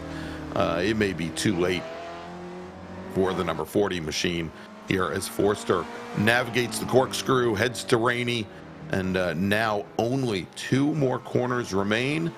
Burkhardt, he's putting up a heck of a fight, though. He's within almost he's within a second now, Jack, as they come through the final corners out of turn 10, hard under braking into turn 11 and onto the front straight. Burkhardt about 6 car lengths back, and doesn't matter how much weaving Beans Forster does, Burkhardt's not going to be able to catch up. Beans Forster, our season 7 champion, takes the win tonight in Spec Racer Ford. Morgan Burkhardt, our season 8 champion, will finish in 2nd, and Megan Overstreet will take home the bronze tonight. Giancarlo Schooler will finish in 4th. Brett Gould will finish 5th. Charles Vaccaro, and then let's watch this battle to the line. Wozencroft over Justice. And what is the margin there? The margin is between Wozencroft and Justice, yeah, just a couple thousandths of a second. Wow. Wow, wow, wow. All right, so there you go. Josh Justice finishing in 8th, right behind Andrew Wozencroft. Deacon Greenfield makes up 5 positions. He's going to finish 9th. Wiley Cox will finish in 10th, and Caleb Pocock from the pit lane finishes 11th. Mark Sherman 12th. Blethen, Patry, Huffman, Kramer, and Seth Spolman never took the green. All right, so let's take a look here, and wouldn't you know, let's tell you what, let's bring in Megan Overstreet, who finished 3rd tonight in Spec Racer Ford. Hey Megan, P3 tonight. What were your thoughts when you were battling for the lead and you hit the curbs just a little bit and spun it out? I was so hoping I wouldn't hit the curb and spin out. It's like, just as soon as I hit the tank slapper, I was like, oh, okay, that's over. Just throw it in first and hope for the best. Oh man, and then those guys up front were battling like crazy too, and you were about 3 seconds behind them. And what were your thoughts that whole time too? Are you like, I hope that something happens up there so I have a shot, or what? I was hoping they'd be able to stay clean, but I was able to catch up. So I was pushing as hard as I could the entire time. Nice. Well, you had a nice 3rd place finish tonight. It's the first time I've got to see you on the podium, so that's really cool. It's my 2nd week. So it was a nice, clean race, hectic race. You know, how do you feel? Like, I know a podium's got to feel good, but you came really, really close to getting that lead, especially when Forrester got loose right before you did in the corkscrew. Yeah. The SRF is usually my best car, so I was the most confident that I feel racing in this series, so I was feeling really good up until that point. Yeah, I've had that happen too. It's not fun, but still a great result. So who would you like to thank tonight? Oh, everybody that puts us on. Y'all do a great job doing the broadcast. Spec Racer Sports for sponsoring us. My family watches the races, so shout out to y'all. And Stevie Ray and everybody that puts this races on. I mean, we wouldn't have all this without folks showing up and racing hard and fair. Alrighty, well thank you Megan. Congratulations on the P3 tonight, and hopefully we'll see you next season. Thank you. All right, everybody, there's Megan Overstreet finishing 3rd tonight in Spec Racer Ford. Let's move on to our 2nd place finisher. I'm sure he hoped that things would end up a little differently. It is, well, let's see here. It is Morgan Burkhardt, driver of the number 40 machine. Dude, you had another crazy race. I don't think I've watched one race where it's just been a nice, clean, simple race. Dude, tell me your thoughts when you're battling for the lead and then spin it out in the corkscrew. Well, it was fun up to that point. It was good back and forth, really pretty clean, and then I just kind of misjudged the braking zone going into the corkscrew and locked up the rears. It's a lot different than the real car. The real car, you can kind of use the brakes a lot more, and it doesn't really lock up. You have to really make an effort to lock it up. So it kind of misjudged it a little bit, and then after that it was just put your head down, try and catch them, and came up about a second short on Beans because apparently nobody wanted to win this race. Yeah, it seemed like that. It seemed like everybody was giving it away, right? And I mean, even those last few laps, I mean, take me through your thoughts. You were about 4 seconds back with like 3 laps to go, and then you closed it down. Like you were gaining like 2 seconds a lap. What were you thinking? I was just hoping that that Beans could make a mistake or an error or something, and I could maybe pressure him into a mistake, and I could get around him. But just get as close as you can, as fast as you can, and it got really difficult towards the end because after the spin, the tires got so hot it just felt like greasy watermelons on the rear wheels. It was all over the place, kind of sliding around through corners, but it was a lot of fun. We were kind of speculating what happened to Caleb too, because we saw he pulled off out of the lead. Do you know what happened? Yeah, no, he got a 12X drive-through.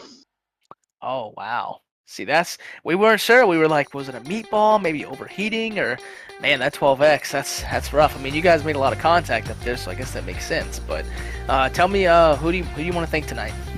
I'd for sure like to thank the rest of the team. It was a lot of fun so far tonight. I'd like to thank my parents for making this possible, my grandparents, of course. So yeah, it's a lot goes into the effort, both real and virtual. So I wanted to thank everybody involved. Alrighty, and we're gonna see you in the last race tonight. Yes, you will. Okay, well, hopefully you have a nice, clean race. Hopefully. It's been hectic all night long. So thank you for your time, and we'll see you in the next one. Thank you. All right, everybody, there you go. Morgan Burkhardt, our second place finisher tonight in Spec Racer Ford, and that leaves one man and one man alone. Our winner tonight in Spec Racer Ford, Beans Forster. Dude, congratulations on the victory in the Spec Racer Fords tonight. Walk me through your race, because it looked crazy from up here. Yeah, I was falling off for a little bit there until I started pushing Jameson along to catch up to Caleb and Morgan, and then too much fighting happened, and I was able to kind of stick to the back of them. And then from there, it was just a war of attrition. What were your thoughts when you saw all that carnage up in the corkscrew right there? Yes, please. Yeah, nothing wrong with that. I know you and Megan were battling hard too, and then she went around. So, I mean, you're thinking to yourself, all right, I got a good gap. I'm all by myself. But then you have Morgan coming like 2 seconds a lap. Were you kind of just, staying easy on it, or what's up? I was eyeballing a little bit, but I was so close to a drive-through penalty that I couldn't risk pushing it either way. So, luckily, I didn't have to really push it too hard. But, yeah, overall, it was pretty good. Hey, well, sometimes in racing, it's better to be lucky than good, right? I mean, Absolutely. Still fast, but we'll take a victory any way we can get it. Is there anyone that you'd like to thank tonight? Just say again, thank all you guys for not such a ghost show, all the competitors here for quality of driving, Team Watson Racing, Full Send Sims. Alrighty, and we'll see you in the next one, and I appreciate your time. Congratulations on the victory yet again at the runoffs. All right, see you guys. Thank you. All right, there you go. Beans Forster, congratulations on your win tonight in the Ray Esports Season 8 runoffs. All right, so, Jack, we've got one more race to go. It's going to be Spec Miata, those Global MX-5 Cup cars. But first, we've got to take a quick little break. And thanks to our partners and sponsors that bring you this action on Apex Racing TV. We'll be back here in just a few moments from WeatherTech Raceway, Laguna Seca. Hold tight.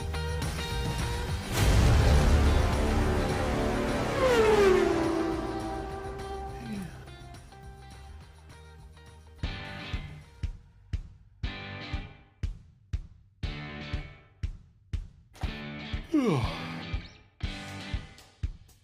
right, and they are about 6 minutes into qualifying. Oh, man, nobody wanted to win that one. No, seriously.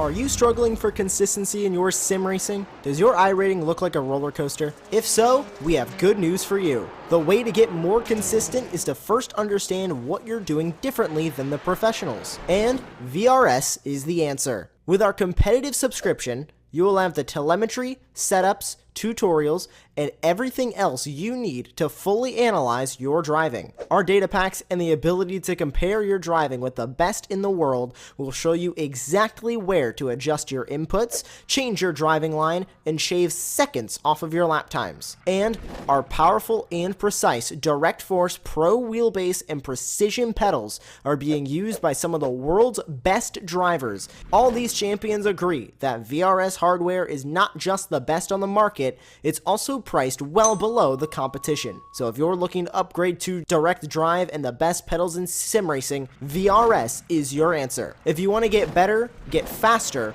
and make it happen sooner rather than later, you owe it to yourself to find out why so many people are switching to VRS. You'll be so glad that you did. Visit www.virtualracingschool.com and learn why the best use VRS.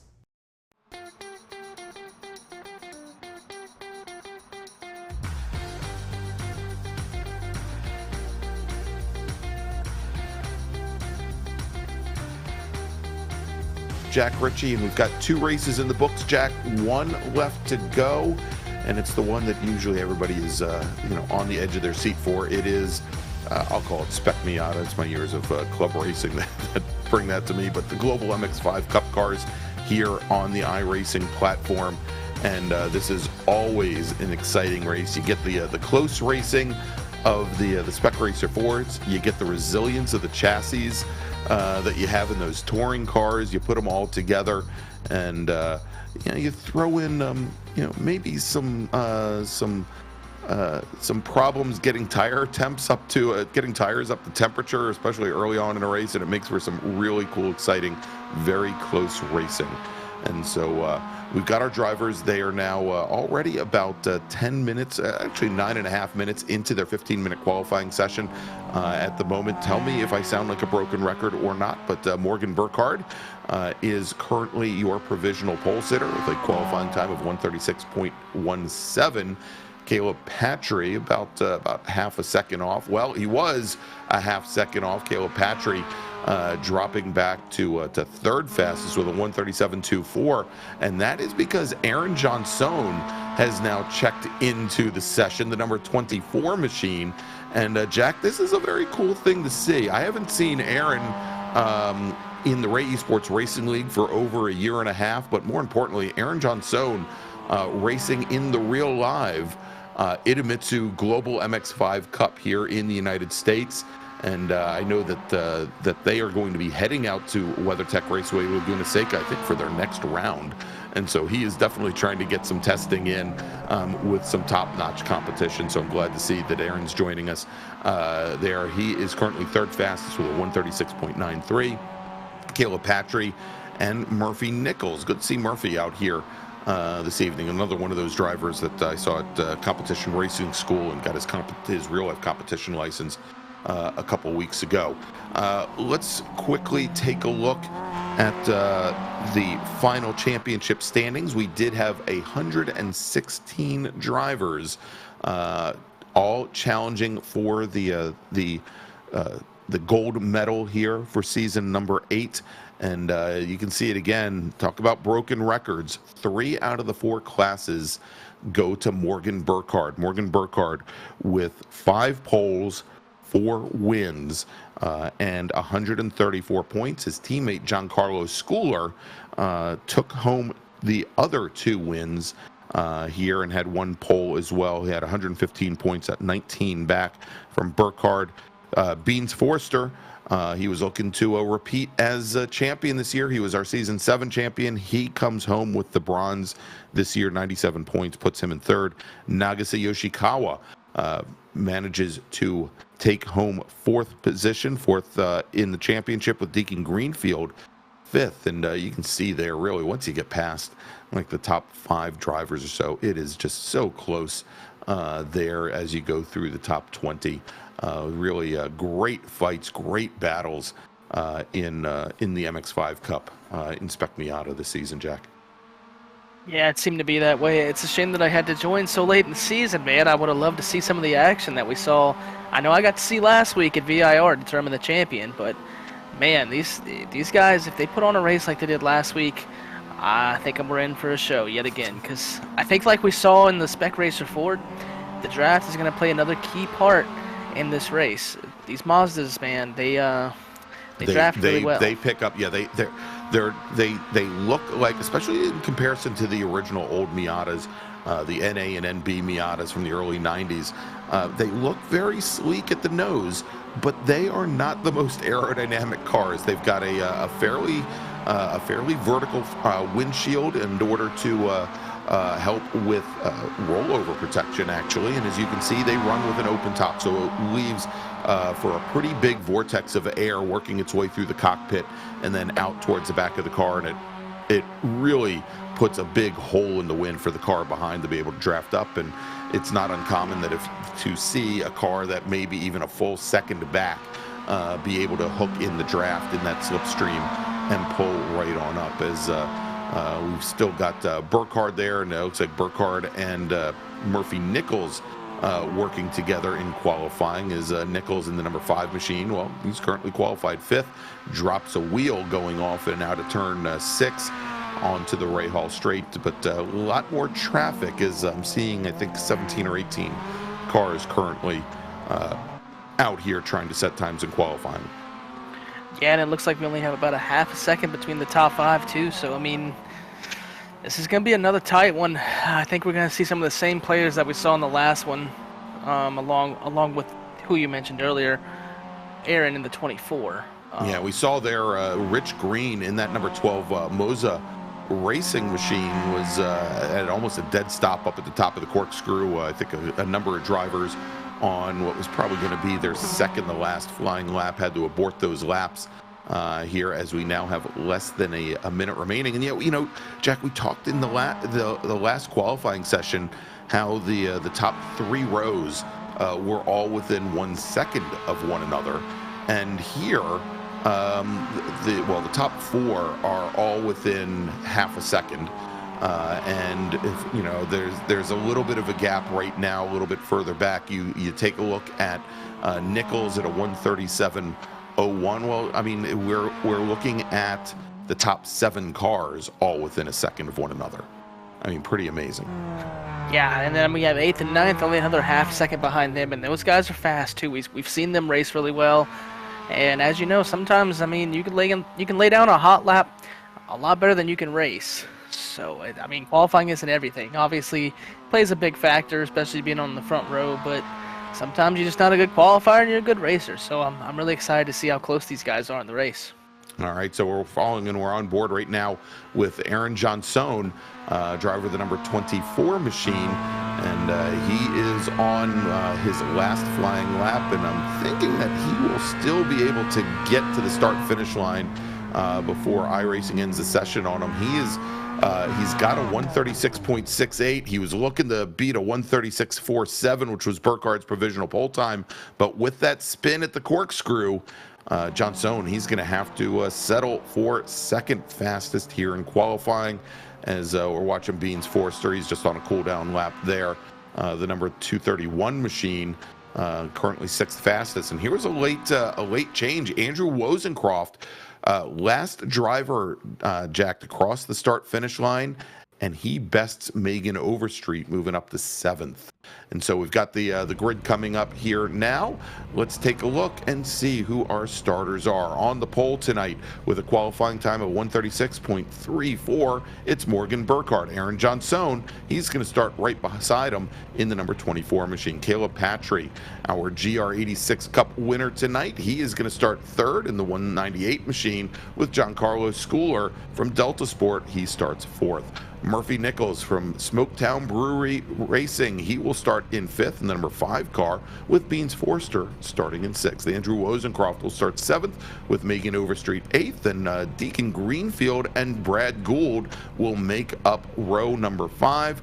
John Wilson and Josh Justice They'll start 11th and 12th tonight, with Charles Vaccaro and Trenton Kramer making up row number 7, starting 13th and 14th. Starting 15th is going to be Rich Green in that number 12 Moza entry, with Jamison Huffman in the number 89 machine starting right next to him. That is a huge surprise to me. Jack is and if we're looking for a hard charger tonight, it's probably going to be the 89 machine. Wayne Buttermore and Caleb Pocock will make up row number 9, and our sole driver on row number 10, starting 19th tonight, will be Stephen Blethyn. All right, and as we get ready for the pace car to roll off on this final race of the night, and as we get ready to wrap up things here, a couple quick notes. If you like what you're seeing here tonight, please go ahead and smash that thumbs up button. My best friend's young daughter says you smash the thumbs up button. Go ahead and smash it, and click on the notification bell so you can find out all the times that Apex Racing TV goes live with virtual road racing, well, not just road racing, but virtual racing all around the globe, seemingly 24/7. You can also find out about us on social media, on Instagram, on Facebook, and on Twitter. Whoa, as we have Aaron Johnson spin the car on the pace lap, going into the dirt there through Andretti. He's now going to have to rejoin from the back of the pack, but I say you can find us, and Aaron Johnson, he might want to watch this broadcast afterwards. He can find us at Apex Racing TV. Wow, that is an interesting start, and that is going to move now Giancarlo Schooler in the 111 machine. I think up to, well, if this was real life racing, he would now find himself on the front row, but it looks like he's going to sit back there in 4th. Aaron Johnson, well, we'll see what he does if he works his way through the field to try and retake the position. But while our pace car brings the field up the hill towards turn number 6, Jack, let's talk quickly about our sponsor for the final race of the evening, and that is my favorite, Grassroots Motorsports Magazine. Built for the true sports car enthusiast, Grassroots Motorsports has one mission, and that's to be your personal guide to the sports car world. Whether it's online at grassrootsmotorsports.com, in print or in person, the racers and builders, the car nerds at Grassroots Motorsports, take you behind the scenes and show you how to make your car better. Along the way, they'll give you a taste of everything this hobby has to offer, from 1,000 horsepower track monsters to cool street cars built in driveways. And they also maintain a collection of staff-built project cars, because hands-on technical articles, they're not typed behind a desk, they're scribbled down in the garage. To not only read but become part of the story, head on over to grassrootsmotorsports.com. And so, Jack, am I seeing what I think I'm seeing as Aaron Johnson worked his way back up to the front row after that little off? Yeah, I believe he has, and if that spin during the pace lap is a sign of things to come, then we are in for a wild one, man. Oh, wow. I told you, getting heat in the tires in these MX-5s, that's half the battle right there, as we've got the green flag in the air, and we are racing from WeatherTech Raceway as Giancarlo Schooler in that black 111 machine. He goes to give Johnson the push, coming down the hill towards the Andretti hairpin. Burkhardt to the inside. Johnson looked like he was going to try to slide in behind Burkhardt, but Caleb Patry had other ideas, and Johnson, perhaps rightly so, decided not to move down to the apex. He's now going to sit 3rd, as we've got Schooler and Nichols side by side battling out for 4th. Then with Beans Forster in 6th, Andrew Wozencroft, Deacon Greenfield, as Schooler now finally working his way around the number 5 machine, and Beans Forster getting around the white number 5 as well. Yeah, we saw Murphy Nichols had a wild save right there. He got in the sand, but he was able to save it and keep going. I think what you mentioned about Johnson earlier is he hasn't been in here in over a year. That's going to be tough, because maybe he hasn't raced with some of these guys before. We have 2nd running off, and let's see if he can save it, and he does. He Caleb loses. Patry. He lost some spots, but he was able to save it. These guys, the heat are not in the tires, and you can see they are sliding around everywhere, but so far so good as far as everyone keep running. So, but you continue to my point, Johnson hasn't raced with these guys for a while, so I don't know if maybe they don't trust him as much, or vice versa. I don't know. It'll be interesting to see. That's right. And so a little further back in the pack, we're watching now Rich Green battled out with Stephen Blethen and Pocock coming down the inside. They're right behind the 444 machine of Trenton Kramer. Trenton, I'm sure. Look, oh, and that's Megan Overstreet, who finished on the podium in our last race. She loops the car coming out of the final corner, out of turn number 11. That's going to set her back all the way to the rear of the field. And should mention, Jamison Huffman, I don't think ever took the green flag here this evening. I don't show him as having turned a wheel. But Morgan Burkhardt is your leader now. He's got about a car length on Aaron Johnson. Giancarlo Schooler running in third with Beans Forster about 6 car lengths back, and Forster now has that red number 198 machine of Patry to contend with. We'll see though here, Jack, as they come up the hill towards turn 6, if Caleb Patry approaches the entrance to 6 maybe a little bit differently so that he doesn't spend the entire run up to the corkscrew running through the dirt. Yeah, it looked like he took a little bit of a safer approach, but the guy in front of him did not, and he's running off the track. Forrester is. He just our previous winner, and he's able to save it and continue on. But, man, these Mazdas, they're pretty forgiving right now, which is weird because of the cold tires. But I think as we see the tires warming up throughout the race, it's going to be better for these guys. But I don't think they realize how cold the tires are, and they're kind of attacking the track a little bit more than they probably should to start the race. There goes Caleb Pocock finding out how cold the rear tires are going into the corkscrew. We saw the rear end step around on him under braking into the corkscrew before he even got back on the throttle and turned the car in. He's going to give up a position to the 150 machine of Stephen Blethen, and then Pocock's got a green just ahead of, or right behind him. Yeah, and shout out to Blethen. He's already up 7 positions, started 19th, and he's up to 12th, so he's looking to get a good finish tonight, and so far so good. He's just able to make up these positions, and we'll see if he can maybe work his way up towards the top 5 or so. Wow, and getting loose going down into the Andretti hairpin there. We were just watching as Blethen had the rear end just wandering around everywhere on him there, as these drivers are still trying to come to grips with the lack of grip here at WeatherTech Raceway, as Morgan Burkhardt has started to open up the smallest of gaps.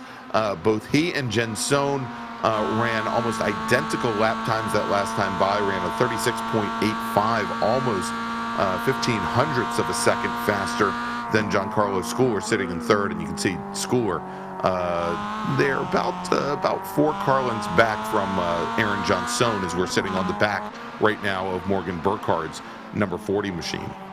Yeah, and the toughest thing for Burkhardt is he's trying to maintain that gap and trying to pull away as much as he can while getting heat in the tires. So if anyone has the toughest race right now, it's got to be him. Even though he's leading, like, sending it off in the corner, unsure of how the car is going to react, it has to feel kind of nerve-wracking. But especially when someone's on your tail as much as Johnson is, I mean, it's got to be tough, right? Yeah, certainly. I mean, there's a lot there to manage. Obviously, you have to see what the driver behind, and wow, Johnson goes really deep down into Andretti. Should also notice that Patry has gotten around Beans Forster, so moved Patry up to 4th. But Johnson got on the brakes, I'd say probably a good 50 feet later than Morgan Burkhardt that time by, and was able to make up, I'd say probably a car length to a car length and a half going down into Andretti. The downside of that and carrying more speed to the apex, though, Jack, is that Burkhardt was able to carry more speed past the apex and open things up. But we can see here exactly what the effects of the draft are, as they had essentially coming out of Andretti, you have the double right-hand turns before you get to the double left-handers right here. It's almost like one long straightaway. And Jenson was able to draft right up back to the back of Burkhardt. Yeah, and something else you can hear is those tires just squealing. Oh my goodness, they're squealing so much. He's trying to get the grip out of them, and they just want to slide. That's just how that Mazda drives, man. It wants to slide and slide and slide, but to be fast, you kind of have to slide it while maintaining control, which sounds really difficult, because it is. All right, and just saw, it looked like we had a car possibly go off, going through the rainy curve, and that was Rich Green, the number 12 machine. He had a huge impact coming out of turn number 9 and impacted the wall, and I didn't see the car go flying, but I saw the nose of the car go flying and kind of knew that had been a problem. He now is in the pits. John Wilson in the pits, as well as John Sohn and Burkhardt now side by side, as then a little bit of a touch as they come through the Andretti hairpin through turn 2 and then into turn 3. Burkhardt's got position for these dual right-handers as they come through 3. Burkhardt popping over the curb. That's going to slow him down a little bit on exit. And Aaron John Sohn, for the first time tonight, he's your race leader.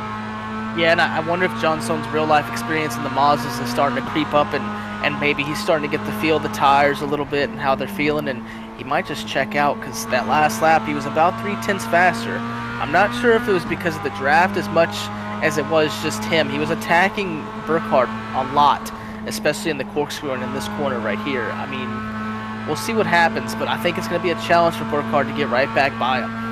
Well, we'll see here as John Sohn definitely got a better drive out of turn 6 and up the Ray Hall straight towards the corkscrew, and you can see right there the braking and what is required to get these cars rode down up at the top of the corkscrew. The rear end moves around a lot, the front end moves around a lot. There's a lot of steering correction dialed in, but then they go back to just this nice smooth running through that heavily apex turn number 10 and then under braking into turn 12. And I think, Jack, at least in looking at this lap, that it was probably more attributed just to the draft than anything else, as Burkhardt now gets a good run out of the final corner, and he comes underneath John Sohn. John Sohn's going to try and open up the Andretti hairpin to try to come underneath the number 40 machine, but Burkhardt keeps the car to the inside, defends very well, and retakes the lead. Yeah, it looked like John Sohn got in the sand just a little bit out of the last corner, getting on the straightaway, and Burkhardt was able to just carry the momentum that he had and get right back by him. So null and void everything I just said. He's going to have to get right back by Burkhardt again, which I don't know. I don't know what's going to happen. I'm not going to talk about these guys individually, because every time I do, an incident happens. So that's the announcer's curse. I'll take the load off of you on that one, as both Caleb Patry and Beans Forster have now caught up to Giancarlo Schooler. Well, why don't we throw Murphy Nichols into the conversation as well in that white number 5 machine. He's a little bit further off the back of those 3 drivers, but Schooler, who is kind of on an island all by himself in the 111 machine, now he's got some drafting partners. If these drivers, and we saw what they were doing during the Spec Racer Ford race from the drop of the green flag, but with only about 10 minutes out of this 25-minute race complete, if they know what's good for them, they'll just stay in line. They should be able to draft back up to Burkhardt and John Sohn. As we drop a little bit further back in the field, this is a great little battle that's been going on between Charles Vaccaro and that red and blue number 221 machine, and Brad Gould, who we saw in the Spec Racer Fords. He's here tonight in the MX-5s as well, in that number 97 machine. That is the battle for 8th, with Vaccaro having started 13th, making up 5 positions. Yeah, he's worked his way into the top 10, and he's having a good run tonight. We'll see if he can hold off Gold. That might be a little tough, though. I mean, these guys running about the same lap times, but that draft, just once you separate from the draft, about a second or so ahead of the other guy, it makes it much easier to get away. But getting to that initial second's the toughest part for sure. But I want to give a shout out to Murphy Nichols. We kind of mentioned him earlier, but on lap 1, about turn 4, man was in the sand sideways. So good job on him to recover and just try to calm down and get his race going. And now he's sitting here in P6, and he's only about 3.7 seconds behind the leader. And as we've seen, if you're in this pack, in the lead pack, that's really all that matters. It doesn't really matter where you're at. It just matters that you're in the pack. So good job for him. Yeah, and that's kind of been over the years of and running wide. That is Caleb Patry getting it wrong at the corkscrew, and I don't think he had an off there. I think he just had issues negotiating the corkscrew, pulled out of the way, and was able to get the car back underway. I mean, the knock against Murphy Nichols, as I've seen him over a number of seasons, is he's an incredibly fast racer. And he pulls off some very good moves, but I think he gets amped up a little bit too much, and he's inconsistent, and it comes to bite him sometimes. And I think if he took a step back and calmed down a little bit, I think he'd probably end up being a much more consistent racer and a faster racer. As we have contact between Burkhardt and Aaron Johnson going into Andretti. Johnson had come underneath the number 40 machine, and I think Burkhardt might have cut down on him, maybe not knowing he was there. Burkhardt's going to give Johnson the position back, but that is going to drop both of these drivers down into 6th and 7th position, respectively. Nice, classy move there from Burkhardt. But they've got a lot of work to pick up. Let's take a look, Jack, and see what happened. Yeah, Burkhardt defends the move just a little bit. He gives him the space, and it just looks like, Johnson might have came up a little bit. Yeah, and I don't know, and maybe we can see an overhead shot if possible. I think what might have happened is Johnson, this will be a good shot here, as Johnson comes down to the inside, he started to push a little wide, and a lot of that, I think Burkhardt actually gave him quite a bit of room. Johnson hit the curbing at the first apex of Andretti, and it pushed the car out to the right. And I don't know if there's much that Burkhardt could have done there as they went off. I think they're probably gonna take a look at that after the race, and it'll probably be ruled a racing incident there. But Giancarlo Schooler, he is your new leader here. Here we go. Is Schooler your new leader with Beans Forster and Murphy Nichols sitting up in third, and Caleb Patry, who had been sitting second in this group just 2 laps ago, had that issue over at the corkscrew. I'm sure he regrets that move now. As we've got the field now coming up, making the run once again to the corkscrew. Let's see what happens here, and you can see Patry taking a little bit more measured approach at the top of the hill there.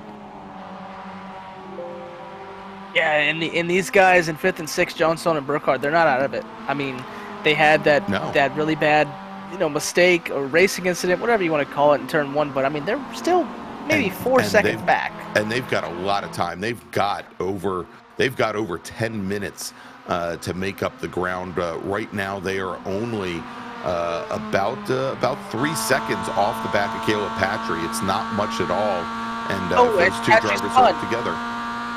And third place is spinning too. Yep, there you go. Murphy Nichols having an issue, as well as Caleb Patry. Both of those drivers now. Patry off into the pits. Murphy Nichols, I think he's gone and gathered the car back up, but he's lost a lot of ground to Schooler and Forster. That is going to put Nichols, I think, in the crosshairs of Johnson and Burkhardt here soon enough. As those two drivers now coming into turn 11, they are now only about 2.2 seconds back from Murphy Nichols. Yeah, I'm not sure what happened there. Sorry. It didn't look like they were close enough to make contact. I think both of them just might have ran off into the sand, and Patrick couldn't save it like Nichols could. Oh my goodness, that is insane. That is unfortunate too. Those guys were running really fast up front. All right, so we are now watching Schooler and Forster. This is the battle for the lead. Schooler has now led the last 4 laps. Forster looking for the way around. And I think he just... just as we were saying, hey, if Patry and Johnson know it's, it'd be a good idea with 10 minutes remaining for them to just stay in line. These two sitting up at the front, if there was ever a good time for them to just work the draft instead of making the race come back to them, this would be the time. Yeah, I think Beans is just going to try to do what he did last race and take the lead from things that happen just like that. Well, so somebody tells Schooler you got to keep the car on the track there. As Schooler dropped the right rear wheel coming out of turn 6 on the Rahal, and big death wiggle there, was able to gather things up. But you saw where Beans Forster, who probably could have motored by or motored underneath the 111 car, which would have slowed them both down going through the corkscrew, he decided to hold station and slot in and stay back behind our leader, Giancarlo Schooler. And he's going to do that once again coming out of 11, as both Nichols, Johnson, and now Burkhardt as well starting to close things down on our leaders. And Forster's doing the bump draft. He's trying to push the 111 car up, and he is taking the right approach at this point. Yeah, I think he kind of sees, he learned a lot in that last race for sure, winning and avoiding the attrition. And I think he kind of did that too in the hairpin, the last lap, or the corkscrew, because, I think he knows how to win this race. He has to bide his time. There's still 9 minutes or so left, and he knows he has fast people behind him, so it's like, why get side by side and let these guys catch you really fast when maybe you can work with him at least until maybe a lap or two to go, and maybe these guys won't be right on your rear end, because they probably will be. They're setting really fast laps. They're, about a half second to 7/10 faster a lap, so, they should be there. But he knows that this is his best opportunity to win the race. It's not race him now, but race him later. Exactly. So that last time by when Schooler and Forster ran mid-137s, Burkhardt at a 136.9, Aaron Johnson at a 137 flat. So quite a bit faster than our two leaders. Murphy Nichols sitting right in the middle of it all. Nichols having his own trouble. He had another off over at turn 3 the last time by. He keeps turning in really early there, and it is going to end up biting him a little bit harder at some point. Again, I think the kid just needs to settle down a little bit here, as Johnson and Burkhardt now have pulled up right behind the number 5 machine. They're going to use the draft of the number 5. We'll see if they try to push the 5 up a little further, or if they're just going to dispatch with them early. At this point here, Johnson and Burkhardt are still running almost a full second faster than the number 5 machine. Yeah, I think the best thing that Nichols can do is maybe let these guys go and try to, follow him, because his pace isn't quite what everyone else's is. He's a little bit off, so your best opportunity is just follow the draft and see what happens. But it doesn't seem like he wants to do that, which I understand. As a racer, you don't want to ever really give up spots, but you have to think big picture here. If you want to get this win, you got to let him go, I think. There you go. And so Johnson's going to try to come underneath the number 5 machine, going through turn 5 and up the hill. And this should be good for Johnson coming in here. The problem is he's going to end up throwing away a lot of speed up the hill. And Murphy Nichols, good save by Nichols. Turn 6 and right at the apex, it's not a corner you can go too wide through there. There is that little divot, that little dip right at the apex, but if you're on the outside, there just isn't a lot of grip. And Johnson, he pushed the issue, and there wasn't much that Nichols could do about it. And so with Nichols going wide, Burkhardt now moves ahead as well. That moves Johnson up into 3rd, Burkhardt up into 4th. Yeah, and as I had just mentioned before, I don't know if racing him right there was the best idea, but that's what he chose to do, and we'll see if he can stick on him. But it's going to be interesting now, with about 6.5 to go, minutes that is, if Johnson and Burkhardt can catch these top 2. It's going to be interesting, because I think on pure pace they're about a half second faster, but I'm not sure unless these two up front start to get side by side, I'm not sure if they can catch them. But if these two at all get side by side, they will be there almost immediately. Well, we've got 5 minutes remaining on the clock in this 25-minute race for the Season 8 runoffs, the virtual runoffs for the Ray Esports Racing League. And, it looks like. And it looks like we might have lost Murphy Nichols. And where did we lose him? It was at turn 3. And Nichols there, he gets the car back underway. And Nichols, we'll see, he's getting awfully close. You know, Jack, when you were interviewing the folks at the end of the Spec Racer Ford race here, let's take a look and see what happened with Murphy Nichols. Well, this is from the previous lap here. This is the overtake where Aaron Johnson got around Nichols, and I don't think there was any contact, but Johnson just didn't really give him a lot of room. It was good on Murphy Nichols to not have any contact there, but there wasn't anywhere for him to put the car. Let's take a look here as unfortunately we don't have the what happened to him, but I think Murphy Nichols again had issues at turn number 3. But I was going to say, Jack, that when you were interviewing the folks after the Spec Racer Ford race, almost all of them said, "Oh yeah, I was running up against the total incident limit, and I was worried I was going to get black flagged." And I think some of our drivers are in the same position now. And I think as Murphy Nichols brings his car down the pit lane, I think that's exactly what the story is with Murphy Nichols. I think he may have run into that incident limit and gotten a drive-through penalty, which is unfortunate. Yeah, it takes a top 5 run away, and he was having a good run, but it just seemed like he kept going off track, or just not really having the clean laps that he needed to be able to finish up front. But as we're talking about 3rd and 4th, these guys are not really catching the top 2 as fast as I thought they would. But as I mentioned, if these two at all get side by side in the corkscrew or anywhere on the track, they will be there. So it'll be interesting to see how Beans, I think he's a pretty smart guy. I don't think he's just going to go up there and start racing him before it's time to.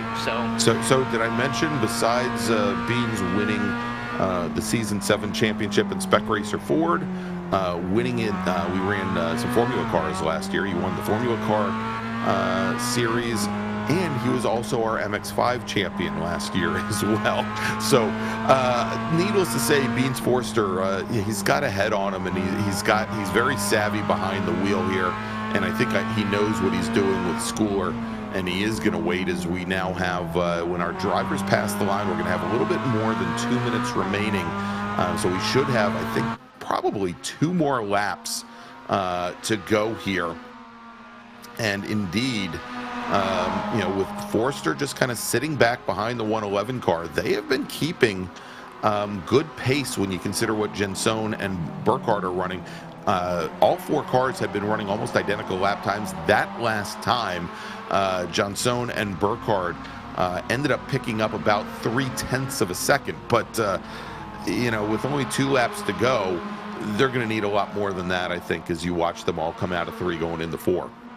Yeah, Forrester's, I don't know how he's being so patient. I don't know if I could do it, getting right up to the rear end on the front stretch and not pulling out the pass. He knows, like you said, he's won a bunch of championships. So, he obviously has an idea how to win these things. And it's obviously the best strategy. I'm pretty sure about that.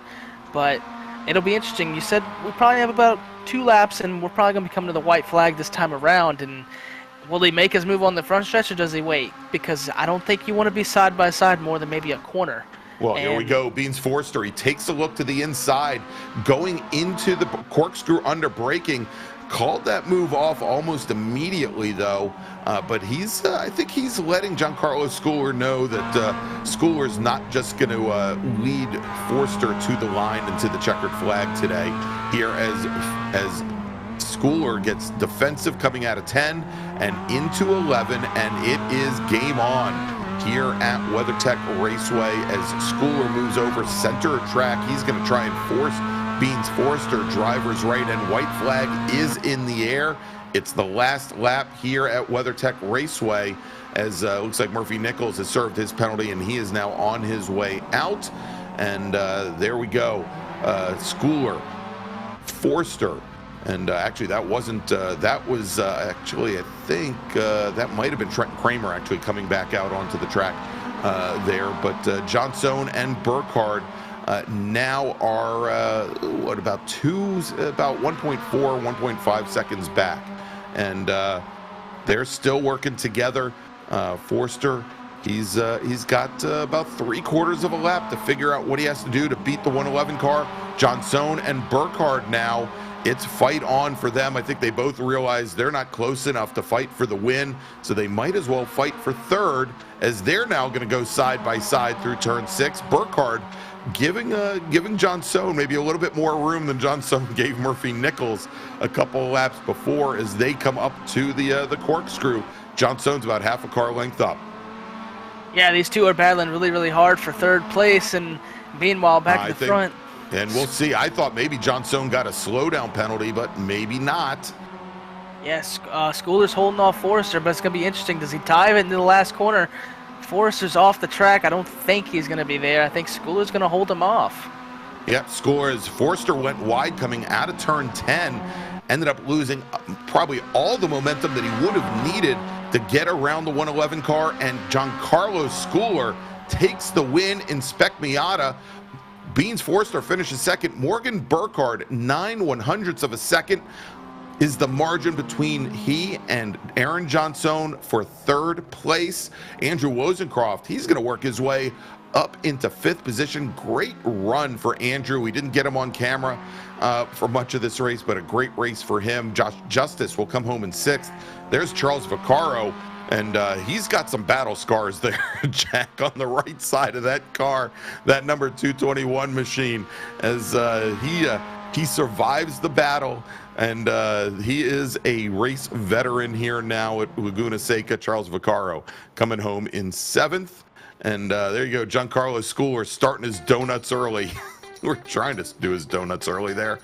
He's actually going to go back to the pits. So Vaccaro finished seventh. Caleb Pocock finished in eighth, made up 10 positions, did the 88 car. Megan Overstreet, she finishes in ninth. Stephen Blethen picks up 9 positions. He finishes in 10th. All right, so let's see here. And Jack, we have some folks starting to show up in the green room here. Let's see, we've got Giancarlo, we've got Morgan. Let's see.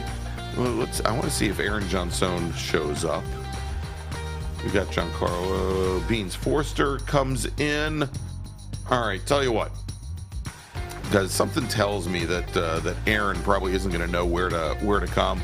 Let's bring in Morgan Burkhardt. Started on pole tonight, finishes third in Spec Miata. Morgan, another podium tonight, and you had some good battles with Johnson. Walk me through what happened in turn 1 there, from your perspective.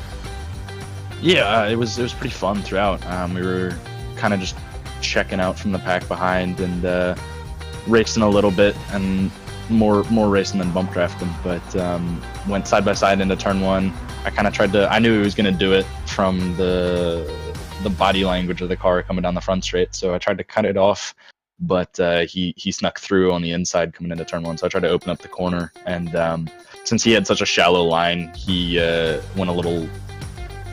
He had to kind of pinch off the first apex to turn 2, and I didn't really anticipate it enough, and we made side by side contact, and unfortunately he got hooked across my nose. But I figured I should probably wait up for him so that it was a little bit more fair, and we were able to have a good fight towards the end of the race. So all in all, pretty good outing. Yeah, it looked like to us that it was just like one of them racing incidents. I mean, I think one of you hit the bumps a little bit going into turn 1 as well. It might have been him, but either way, I mean, you guys raced really well together, and you almost had another shot at the win. I mean, a bunch of chaos happened up front. Did you see what happened to your teammate Caleb? I mean, all of a sudden, we saw him in the sand and then in the wall. I'm pretty sure he got eaten alive by the kink and just claimed another victim. So just dropping a tire, either hitting the sausage. I don't remember what it was, but it was either sausage or dropping a tire on the exit, and the car just swaps in so fast. Yeah, walk me through like the first few laps with the cold tires, because it seemed like everyone was struggling to keep the car on the track. Yeah, the cars they're super skatey. At least mine was. And I was kind of watching the cars in the mirrors. It was difficult for sure in the first few laps, trying to keep the rear end under the car. But it got a lot better as the stint went on. It was kind of a hot track. I think it was a little over 100 degrees, but definitely difficult in the first part of the stint, and it was made the ending part a lot harder because you're kind of having to manhandle the car in the beginning, so you're burning up tires a little faster. So the ending, you really had to consciously think about saving some through the middle stint. Right, and that's what it looked like to us. I mean, I said on the broadcast that you probably had the toughest job out there when you were leading, because you got someone like right on your rear end, and you're trying not to slip and slide all over the place. But So another podium for you tonight. Not necessarily the cleanest race. You kind of had a little bit of a rough night, but hey, a podium regardless. Is there anybody that you'd like to thank? Yeah, definitely. I got to thank my parents, of course. You and Greg for putting on a broadcast for us. Stevie for setting up the league. My grandparents, of course. And big shout out to Jeeben. Alrighty. Well, we will see you next season, hopefully, and we enjoyed seeing your race tonight. Thank you. All right, there you go. Morgan Burkhardt finishing third tonight in Spec Miata. Let's move over now. And I think this is probably, the third time we've interviewed him tonight in three sessions. Let's talk to Beans Forrester, driver of the number 231 Mazda Miata, finishing second tonight. Beans, you almost went back-to-back, man. I really thought that you had it. Those last few laps, it seemed like you were just kind of following and waiting and trying not to be side-by-side, so third and fourth could catch up to you guys. So walk me through those last few laps, what you were thinking. Yeah, we saw Aaron and Morgan have that incident early on, and we knew they were going to be gunning up to the front. So instead of fighting JC, I decided to wait till the last lap to do it. And then second to last corner is usually when I was faster than him, but I turned in a little bit early and I ruined my chance at a dive down in the last turn. Yeah, it seemed like that's what you were doing for sure. And honestly, the lap or two before that, Schooler looked like he was starting to slip off the corner. So I don't know. If you could redo it, do you think you would maybe make the move with a lap or so earlier? No, I definitely would have saved it for the last lap. Aaron finished very close behind us, closer than he was way earlier on in the race. So I definitely would have saved it for the last lap. I had my chance and I messed it up. Well, you still got P2, and you won the previous race in the spec race, so I'd call it a good night. Who would you like to thank? Same. Thank you guys. Thank everyone here. Wilson Sims and Team Watson Racing. Alrighty, well, we will see you next week, and we loved watching you race tonight, man. It was a pleasure to watch you race so smart and clean. Awesome. Thanks, guys. All right, there you go. Beans Forrester, great run for him. As again, he was our season 7 champion in all 3 classes, and already took 1 win here tonight in the runoffs. Congratulations to him. And finally, let's now move over to the driver of the number 111 machine, also driving for Delta Sport Racing in his Mazda MX-5, Giancarlo Schooler. Giancarlo, you are our final winner of the night in the runoffs in the Mazda MX-5. Walk me through that race because it looked crazy from up here. We had Giancarlo in a couple of weeks ago, and he had microphone issues as well. So this is the point where we talk about him, or maybe you interview me, and I'll pretend that I'm Giancarlo. How's that? Well, Jack, it was a great race. I really didn't expect to have Aaron and Morgan get together in front of us, but I knew that all I had to do was keep Beans Forrester behind me, and on the very last lap, I got a little defensive and held off for the win. Thanks so much. Well, I think you just said it all for him. That's right.